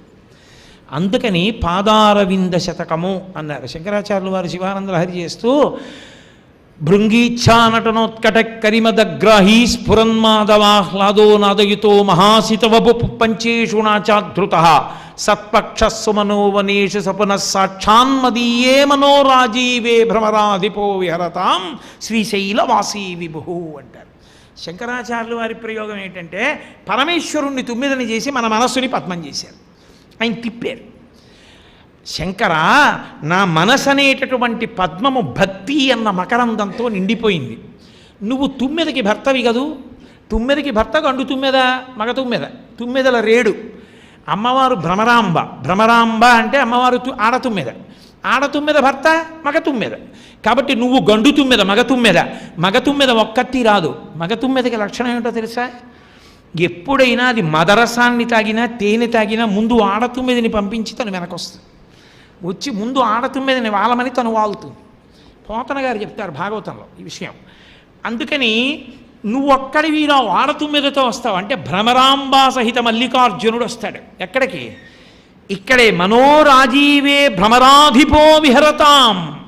భ్రమరాధిపో, ఓ ఆడతుమ్మెద భర్త, నీ భార్యతో కలిసిరా. వచ్చి ఇదిగో ఇక్కడ నా మనస్సన్న పద్మంలో భక్తి అన్న మకరందం నిండిపోయింది, తాగు. వచ్చి ఝంకారం చేస్తూ తిరుగు, వాలు. ఈ భక్తిని తాగుతూ పడుకో, ఇక్కడే ఉండు. నువ్వు ఇక్కడ ఉండు, ఇది ముడుచుకోదు, అది మకరందంతో నిండుతూ ఉంటుంది, నువ్వు తాగుతూ ఉండు. అంటే ఏ మనసు అనేటటువంటి పద్మమునందు మకరందము భక్తి నిండి ఉందో అక్కడికి తుమ్మెదల రేడైన మల్లికార్జునుడు భ్రమరాంబా సహితుడై వచ్చి ఉంటాడని శంకర ప్రతిపాదన. అది శంకరాచార్యుల వారు అటు తిప్పితే మూకశంకరులు ఇటు తిప్పారు.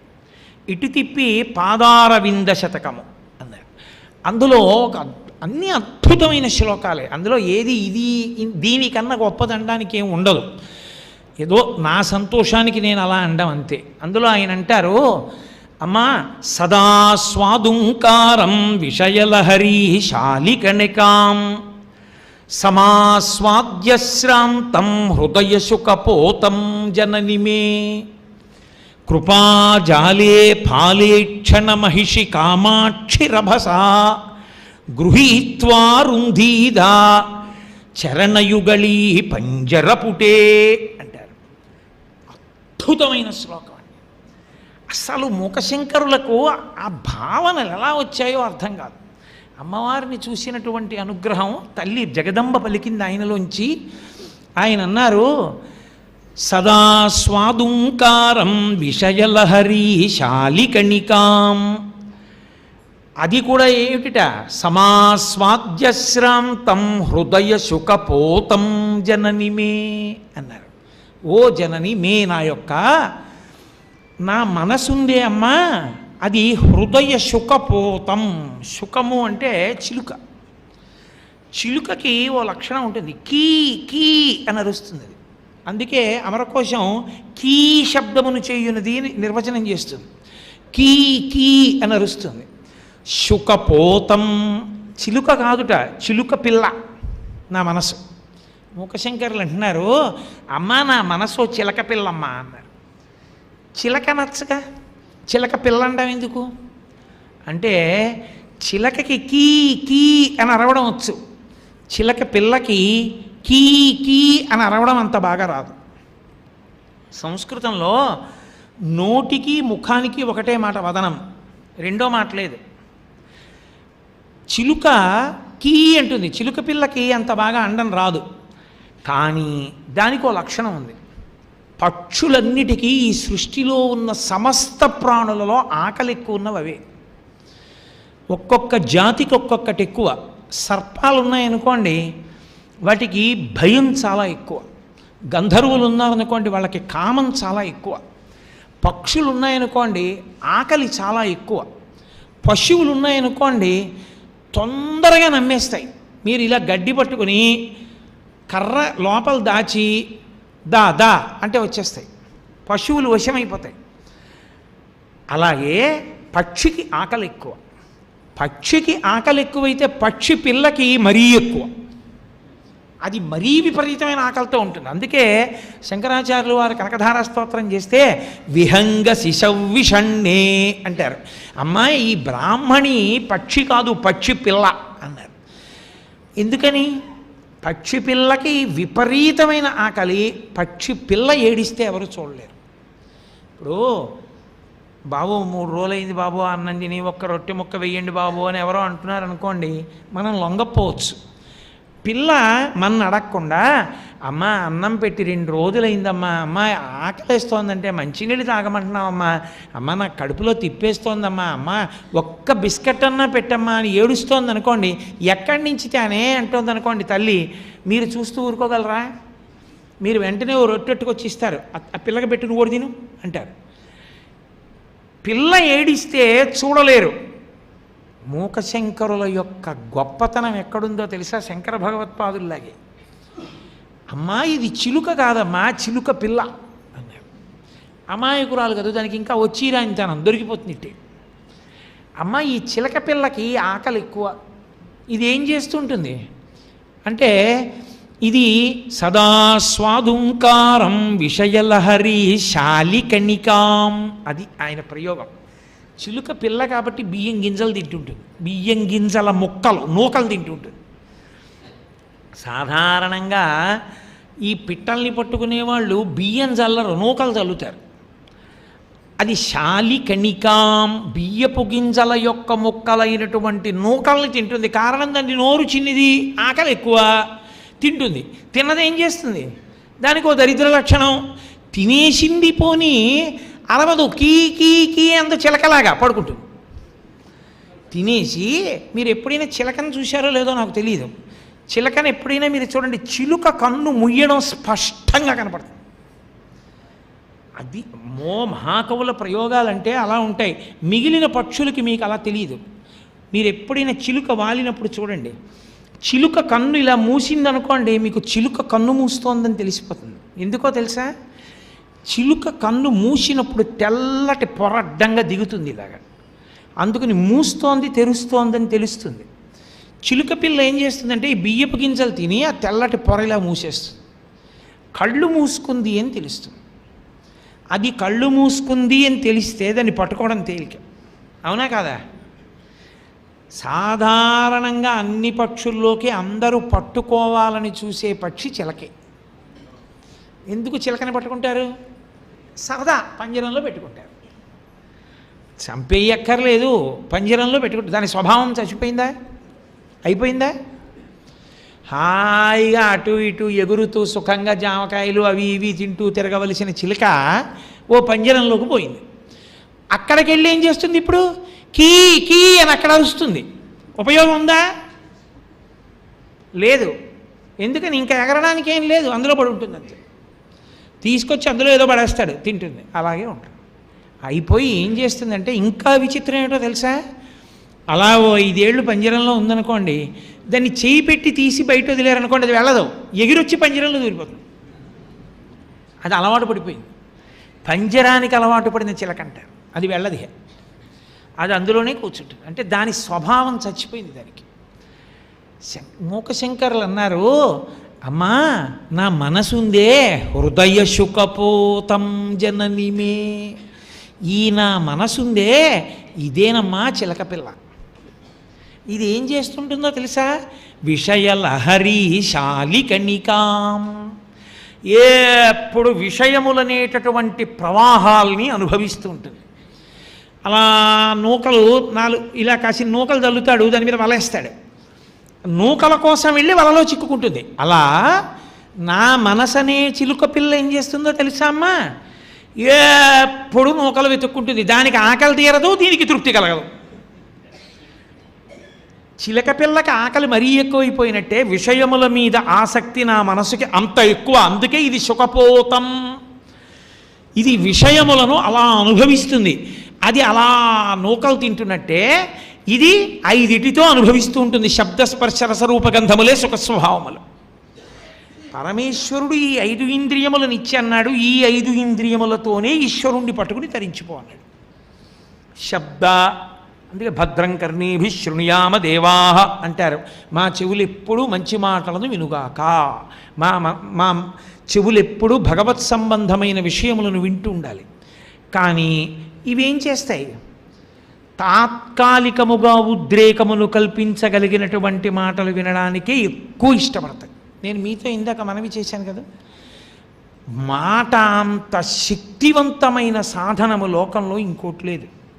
మీరు ఆ మాట చేత అవతల వారు కష్టాన్ని మరిచిపోయేటట్టు చెయ్యొచ్చు. మీరు ఆ మాట చేత అవతలవాడు పొడుచుకు చచ్చిపోయేటట్టు చెయ్యొచ్చు. ఆ మాట చేత చచ్చిపోయే వరకు గుర్తొస్తే బాధపడేటట్టు చెయ్యొచ్చు. ఆ మాట చేత మీరు దేవతల్ని ప్రసన్నుల్ని చేసుకుని కోరికలు తీర్చుకోవచ్చు. ఆ మాట చేత కారాగారానికి వెళ్ళిపోవచ్చు. ఆ మాట చేత మనమే చచ్చిపోవచ్చు. జిహ్వాగ్రే వర్తతే లక్ష్మీ, జిహ్వాగ్రే మిత్రబాంధవా, జిహ్వాగ్రే బంధనం ప్రాప్తి, జిహ్వాగ్రే మరణం ధ్రువం. సుందరకాండలో స్వామి హనుమ కేవలము తన మాటల చేత సీతమ్మని ఓదార్చారు.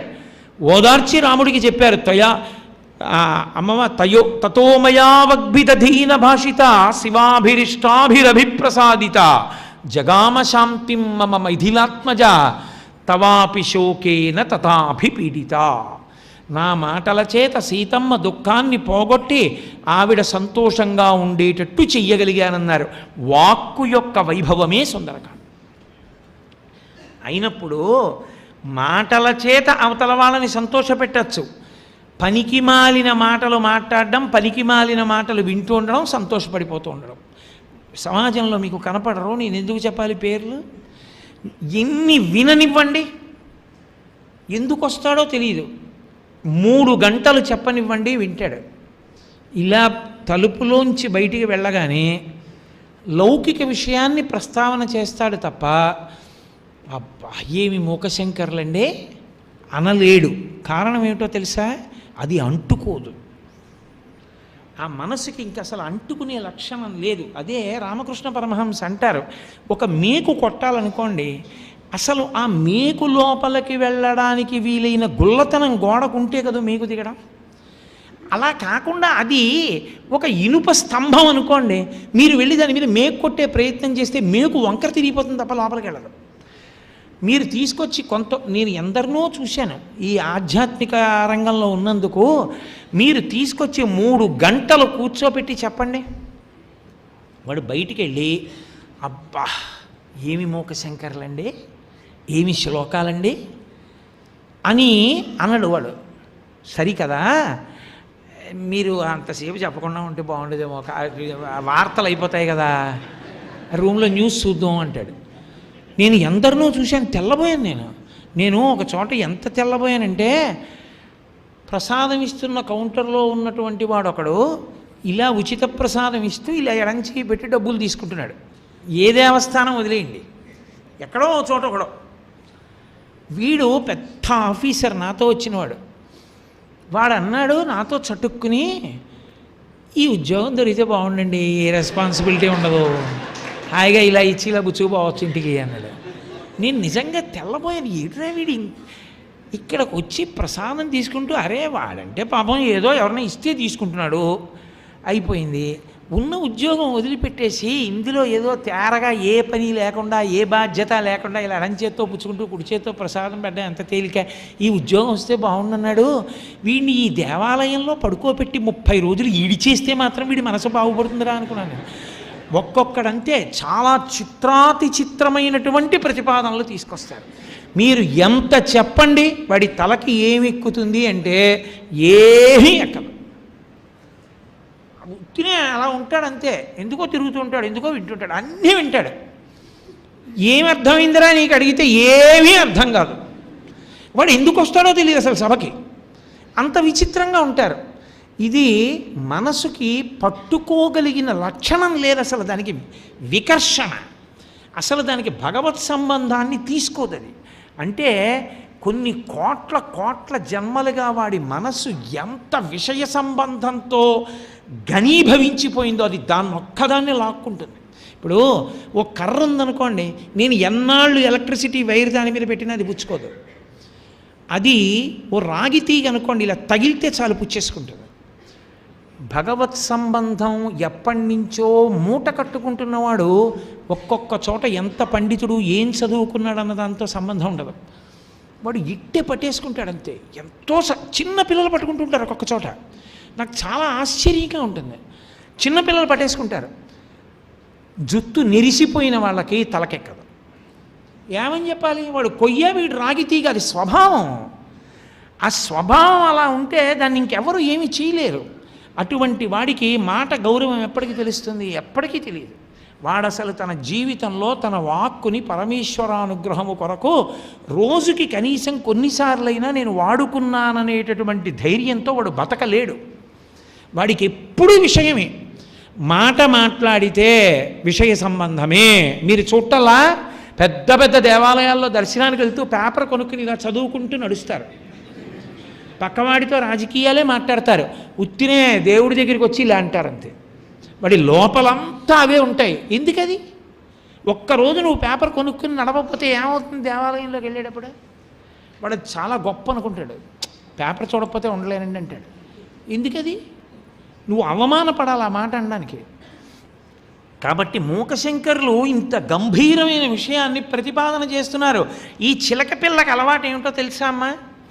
ఎప్పుడూ భోగమే. కాబట్టి అది విషయలహరి శాలికణికాం, ఈ కంటితో చూస్తే నదర చూపు చూస్తుంది, దానికి ఏది నచ్చింది దాన్ని నాదిగా చేసుకున్నట్లు భావన చేస్తుంది, దానికి ఆ లక్షణం ఉంటుంది. మనసు చేత దేన్నైనా అది అనుభవిస్తుంది. నీది కాని దాన్ని, నువ్వు అనుభవించకూడని దాన్ని నీదిగా అనుభవించగలదు మనసు, దానికి ఆ లక్షణం ఉంటుంది. ఇప్పుడు ఎవరింట్లోనో నేను ఒక మంచి వజ్రాల హారం చూశాను అనుకోండి, వెంటనే నేను ఆ వజ్రాల హారం వేసుకుంటే అని భావన చేశాను అనుకోండి, అబ్బా నాకుంటేనా, నేను వేసుకుంటే ఎలా ఉంటుంది అన్నాను అనుకోండి, నేను మనసుతో దాన్ని నాదిగా చేసి అనుభవించేసానా లేదా? అనుభవించేస్తాను. అంటే మానసిక చౌర్యం అయిపోయింది. అందుకే మనసు వ్యభిచారం కూడా చేసేస్తుంది. మానసిక వ్యభిచారం చేశాడంటారు. అందుకే అది దొరకదు కూడా, ఎవ్వరికి తెలియదు. దాన్ని దంభము అంటారు. పైకి పెద్ద మనిషిలా ఉంటాడు, లోపల మనసుతో చేయకూడని దోషములన్నీ చేస్తూ ఉంటాడు. దానికి సంస్కారం పట్టలేదు. అది ప్రమాదకరమైన లక్షణం. దానికి అంతుండదు. ఇంకా ఇంద్రియాలతో జుర్రుకోగలిగినంత జుర్రుకుంటూనే ఉంటాడు. మార్చి మార్చి మార్చి మార్చి అనుభవిస్తాడు. కళ్ళతో చూస్తాడు చూస్తాడు చూస్తాడు చూస్తాడు, విసిగితిపోతాడు. చెవులతో వినకూడనివన్నీ వింటుంటాడు. నాలుకతో ఒక శౌచం అక్కర్లేదు, ఇలా తినడమా ఇలా తినకపోవడమా ఏం అక్కర్లేదు. ఒక ఆవో ఒక దూడో ఒక గేదో వాల్ పోస్టర్ని నిలబడి ఎలా నవిలేస్తుందో, రోడ్డు పక్క ఎలా తింటుందో, అలా ఏ బండి పక్కనో నిలబడి ఎడంచేత్తో పట్టుకుని కుడి చేత్తో బూట్లు వేసుకుని తినేస్తాడు. వాడికి ఏమి మర్యాద ఏమైనా? అరే తినేటప్పుడు అదేమిట్రా, అలా తినడం ఏమిట్రా, అది పశువు తింటుందిరా, అలా నేను తినకూడదు కదా, నేను ఒక చోట కూర్చుని తినాలి కదా, మర్యాదగా ఓ కాళ్ళు కడుక్కోవాలి, ఓ చేతులు కడుక్కోవాలి. దిక్కుమాలిన మనుష్య జన్మకు నియమం ఉంది కదా, నాకు ఆ గేదికి ఏమిటి తేడా అని వాడేం ఆలోచించాడు. అదేమిటంటే తినద్దా మరి అంటాడు, అంతే తినేస్తాడు. కాబట్టి వాడికి కావలసింది నాలుక మీద పడిపోవాలి, అంతే తినేయాలి, అయిపోవాలి అంతే. కాబట్టి నాలుక, చెవి, కన్ను, ముక్కు, స్పర్శేంద్రియము, చర్మము మార్చి మార్చి మార్చి మార్చి వాడుతూ ఉంటాడు.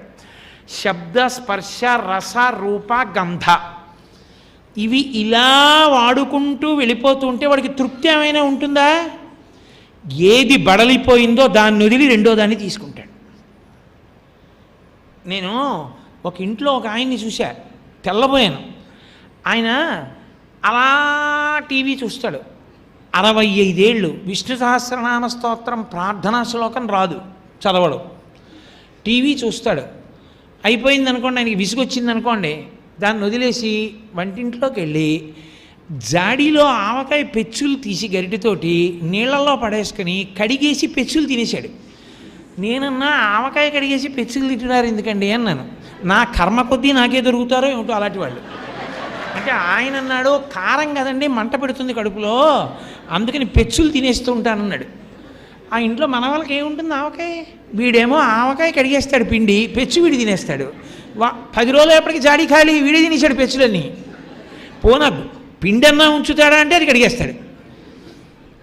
ఏమిట్రా అంటే ఆవకాయ తినద్దంటారండి డాక్టర్లు, నన్ను ఎక్కువ కడుపు మండుతుంది, నాకు అల్సర్ ఉంది, అందుకని పెచ్చులు తినేస్తుంటానన్నాడు. పెచ్చులు తినేస్తాడు, మళ్ళీ వెళ్తాడు, ఎవరినో పట్టుకుంటాడు, ఆ పక్కింటి వాళ్ళని ఈ పక్కన వాళ్ళతో ఒక గంట మాట్లాడతాడు.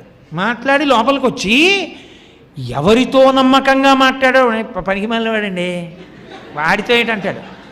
పోని వాడితో మాట్లాడినంతసేపు వాడికి మిత్రుల్లో మాట్లాడతాడు, లోపలికి వచ్చి వాడు పనికి మాలినవాడు, వాడితో అంతే అలాగే మాట్లాడాలంటాడు. ఎందుకు మరి మాట్లాడాడు నువ్వు? అది విషయలహరి శాలికణికాం. దీనికి అలవాటు అయిపోయిందమ్మా. ఇది అలా చేస్తూ ఉంటుంది, ఎప్పుడు మార్చి మార్చి మార్చి మార్చి నా అంత వాణ్ణి నేను అనుకుని తాగుతుంటుంది ఆ విషయ సుఖాలు, తింటూ ఉంటుంది. దానికి బడలిక లేదు. దానికి ఆకలి తీరదు చిలక పిల్లకి, దీనికి ఆకలి తీరదు. అది కీ అందం, ఇది ఈశ్వర అందం. అది తిని మత్తెక్కుతుంది, ఇది విషయములను అనుభవించి మత్తెక్కుతూ ఉంటుంది. అది దీని లక్షణం. ఈ చిలక పిల్ల ఆఖరికి దీన్ని ఏం చేస్తారు, మత్తెక్కినప్పుడు ఇలా కన్ను మూయగానే ఎవడో పట్టుకుని పంజరంలో పెడతాడు. దీన్ని ఏం చేస్తారు, కాలము పట్టుకొని యమపంజరమునందు పెడుతుంది. అయిపోయిందా అమ్మా? అలా అయిపోకుండా ఉండాలంటే నువ్వు ఉపకారం చేసి పెట్టు అని ఆయన అన్నారు. సమాస్వాద్యశ్రాంతం హృదయ శుకపోతం జననిమే. ఆయన పిలవడం చూడండి ఎంత అద్భుతంగా పిలిచారంటే అమ్మవారిని, అమ్మా కృపా జాలే పాలే క్షణ మహిషికామాక్షి రభస. రభస అంటే వెంటనే. అయితే సరే నీ సంగతి రేపు చూస్తానుండు అనకమ్మా, వెంటనే ఏం చేస్తావో తెలుసా? ఓ తల్లి కామాక్షి, నువ్వు పాలే క్షణ మహిషి, నువ్వు నుదుటి యందు కన్నున్నటువంటి వాడికి ఇల్లాలివి. ఎందుకు ఆ మాట అన్నావు? నుదుటి యందు కన్నున్నవాడు కాముణ్ణి కాల్చినవాడు, ఆ కంటి మంటల చేత కామమే కోరిక, కోరికయే విషయ ప్రవాహమునందు పడిపోవడానికి కారణం. కాల్చిన వాడి ఇల్లాలివి కాబట్టి నీకు ఆ కామము నుండి తప్పించగలిగిన లక్షణం ఉన్నదానివి. ఆయన ఇల్లాలివి కాబట్టి ఈ దిక్కుమాలిన విషయ ప్రవాహంలో పడిపోకుండా నన్ను చెయ్యగలవు. కాబట్టి కృపాజాలే, ఇంత పాడైపోతున్న వాడివి నేనెందుకు చూడాలంటావేమో. అమ్మా, దయ అన్నది ఎవరి మీద చూపిస్తారు? పాడైపోతున్న వాడి మీదైనా చూపిస్తారు. బాగుపడుతున్న వాడికి దయ ఎందుకమ్మా? నేను పాడైపోతున్నానమ్మా అని చెప్తున్నాను కదమ్మా, అందుకని నా మీద దయ చూపించు. దయ చూపించడం ఎలా చూపిస్తావో తెలుసా? నేను ఇలాగే తింటుంటాను, ఇలాగే పడుకుంటాను, నువ్వేం చేస్తావో తెలుసా? వేటగాడు వలపన్ని పట్టుకున్నట్టే నీ దయా అన్న వల నా మీద విసురు, దాని కింద విషయములే పెట్టు, నేను దొరికిపోతాను నీ వలకి. దయా అన్న వలలో చిక్కుకుంటాను. ఇప్పుడు నువ్వు నన్ను పైకి తీసి గృహీత్వా, ఎంత చిలక్కి చెప్పినట్టు చెప్పారు అమ్మవారికి. అది విచిత్రం. ప్రతి మాట వదిలిపెట్టకుండా చెప్పారు. రభస, వెంటనే గృహీత్వా, పట్టుకో, రుంధీదా, పైకి తీసి తవచరణ పంజరపుటే, నీ పాదములనే పంజరంలో పెట్టేస్తే ఇప్పుడేమవుతుంది? అక్కడా తింటుంది, ఇవే తింటుంది. మళ్ళీ వాళ్ళ కింద ఏముంటాయి? ఎవరు పట్టుకున్నా నూకలే ఉంటాయి. నీ పాదముల కింద ఉండి నూకలు తిని నీ పాదముల దగ్గర మత్తుగా ఎలా పడుకుంటుందో తెలుసా? నీ అనుగ్రహంగా తింటుంది. శబ్దములను వింటే అబ్బా, భగవతి ముందు వాయించిన వీణ దర్బార్లో ఎంత గొప్పగా ఉంది అని వింటుంది. అమ్మవారి మీద కీర్తనలు వింటుంది, అమ్మవారి ముందు వాయించిన వేణునాదం వింటుంది, అమ్మవారికి సంబంధించిన పాటలు వింటుంది. ముత్తుస్వామి దీక్షితర్ వారి కీర్తనలు వింటుంది, శ్యామశాస్త్రి వారి కృతులు వింటుంది, త్యాగరాజస్వామి వారి కీర్తనలు వింటుంది, పొంగిపోతూ ఉంటుంది. ఇంతకుముందు పనికిమాలిన వింది, ఇప్పుడు భగవత్ సంబంధమైనటువంటి శబ్దములను విని పొంగిపోతూ ఉంటుంది. ఇంతకుముందు నాలుక మీద అడ్డమైనవి వేసుకుని తింది, ఇప్పుడు భగవత్ ప్రసాదంబు కన్నుల కద్దుకొని ఆస్వాదించు భక్తుల గుంపులొకట, ఈశ్వర ప్రసాదమని కళ్ళ కద్దుకుని నోట్లో వేసుకుంటుంది. అప్పుడు తింది, ఇప్పుడు తింది. ఈ పంజరంలో ఉంటే తేడా ఇది. కాబట్టి అమ్మా, నీ ప్రసాదంగా తినడం నేర్చుకుంటుంది. అలాగే ఇంతకుముందు చూసింది, ఇప్పుడు చూస్తుంది. ఏమిటి చూస్తుంది? ఆపాదమస్తకం పరమేశ్వర మూర్తిని చూడ్డాన్ని ఇష్టపడుతుంది. ఎక్కడ ఏది చూసినా భగవద్విభూతి చూస్తుంది. ఎవరో తల్లి కనపడింది, అబ్బా మా అమ్మ కామాక్షి పరదేవత వచ్చి ఇలా కూర్చుందంటుంది. ఎవరినో చూస్తుంది, మా తండ్రి ఏకాంబరేశ్వరుడు అంటుంది. పచ్చని చెట్టు చూసింది, నమో వృక్షేభ్యో, నా తండ్రి పరమేశ్వరుడు ఈ చెట్టు రూపంలో ఉన్నాడంటుంది. ఎవరినో దీనుణ్ణి చూస్తుంది, అబ్బా పరదేవత వచ్చే జన్మకి పుణ్యం కట్టుకోరా అని నా తల్లే ఈ దీనుడు రూపంలో వచ్చి నా దగ్గర ₹1 పుచ్చుకుని నా జీవుడికి పుణ్యం వేసింది అంటుంది. ఎక్కడా నేనని అహంకారం పొందదు. అంతటా కామాక్షి దర్శనం చేసి పరవశించిపోతుంటుంది. ఈ పరవశం మత్తు. అక్కడ విషయ సుఖానుభవం మత్తు వల, కాలమనేటటువంటి వలకి దొరుకుతుంది. ఇక్కడ అమ్మవారి పాదపంజరమునందు ఉన్న కారణం చేత అన్ని భగవత్ప్రసాదంగా అనుభవించి అమ్మవారి పాదపంజరం అనేటటువంటి దాని ఎందుకు కూర్చుంటుంది. ఇప్పుడు అందులో కూర్చుని అందులోనే ఉండి అందులోనే శరీరం వదిలిపెడుతుంది. అమ్మవారి ఎందుకు కలిసిపోయిందా లేదా? కలిసిపోయింది. అమ్మా, నా అంత నేను రక్షించుకోలేని బలహీనుణ్ణి అని తెలుసుకుని నా మనసు అనేటటువంటి చిలకపిల్ల విషయాల కోసం ఇలా తిరుగుతుంటే తల్లి అనుగ్రహించి నువ్వే నా చేతకానితనాన్ని, నా పనికిమాలినతనాన్ని, నా విషయ సుఖములయందు ఉన్న అనురక్తిని, నాకున్న పక్షిపిల్ల తత్వాన్ని గ్రహించి అయ్యో పాడైపోతాడని నన్ను నేను ఉద్ధరించుకోలేకపోతుంటే నీ దయా అన్న వల విసిరి పట్టుకుని అమ్మా నీ పాద పంజరం అనేటటువంటి దానిలో బంధించి నేను నీ యందు కలిసిపోయేటట్టుగా నన్ను అనుగ్రహించు, లేకపోతే నేను పాడైపోతానమ్మా అని అద్భుతమైన శరణాగతి. బహుశः శరణాగతికి కేవలం ఏదో చరణవు శరణం ప్రపద్యే అనకుండా చాలా అద్భుతమైన రీతిలో తన బలహీనతని భగవతి ఎందుకు తన పట్ల అనుగ్రహం చూపించాలో విశేషమైన అన్వయం చేస్తూ భగవతికి చెప్పుకున్న శ్లోకం ఇది. ఎవరో కంఠగతం చేసి అది కీ అని అరవడం. దాని రహస్యం ఏమిటంటే నువ్వు కీ అని అరవకుండా తిని పడుకోవడం కాదు, కీ అని ఈ శ్లోకాన్నారు. అంటే అమ్మవారి దగ్గరికి వెళ్ళి ఎవడు ఈ శ్లోకాన్ని అరిచాడో, ఎవడన్నాడో అది విని ప్రతిస్పందించడం ఆవిడ లక్షణం. ఆవిడ దగ్గర బోలెడంత దయ ఉంది, ఆవిడ దగ్గర బోల్డంత శక్తి ఉంది. ఎవరి కోసం? ఆనమ్రేషు జనేషు పూర్ణ కరుణా వైదగ్ధ్యముత్తాలయ అంటారు మూకశంకరులు ఒక చోట. ఎవరు అమ్మా మేము చేతకాని వాళ్ళమ్మా మమ్మల్ని రక్షించమ్మా అని ఇలా నించున్నారో వాళ్ళని రక్షించడం కోసమని అంత దయా అంత శక్తి మూట కట్టు కూర్చుంది ఆవిడ.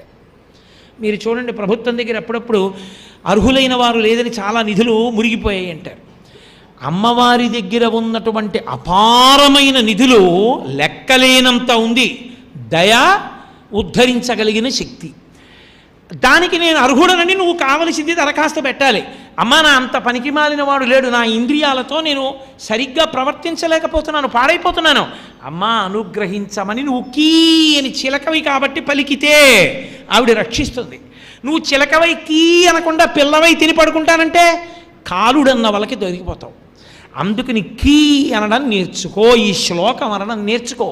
ఈ శ్లోకం ఏ అమ్మవారి దేవాలయం దగ్గరికి వెళ్ళినా ఒక్కసారి చదువుకుంటే ఎప్పుడో అప్పుడు అమ్మవారు కృపాజాలే పాలేక్షణ మహిషి కామాక్షి రభస, అమ్మ ఆలస్యం చేయకుండా వెయ్యమ్మ వల అంటే తన దయా అన్న వల వేసి పట్టుకుని తన పాద పంజరమునందు పెట్టుకుని రక్షిస్తుంది.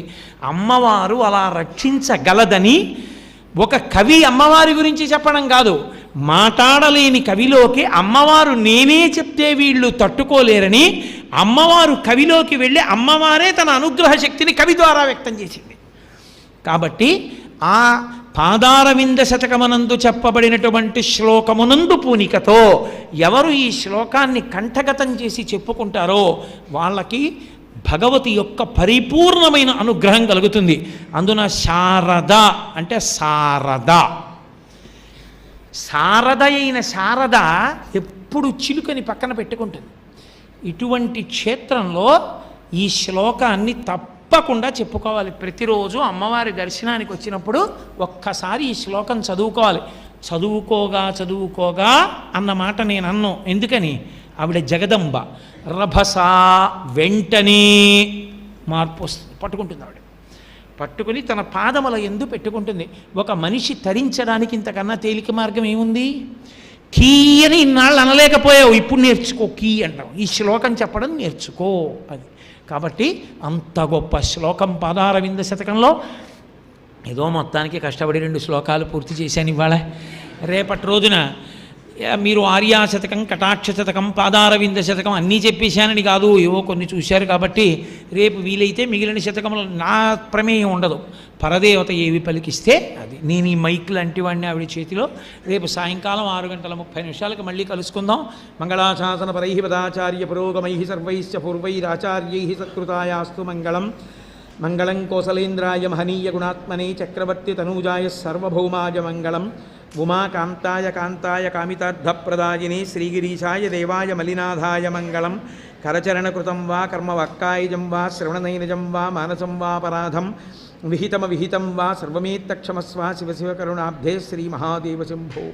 సర్వం శ్రీ ఉమామహేశ్వర పరబ్రహ్మార్పణమస్తు. స్వస్తి.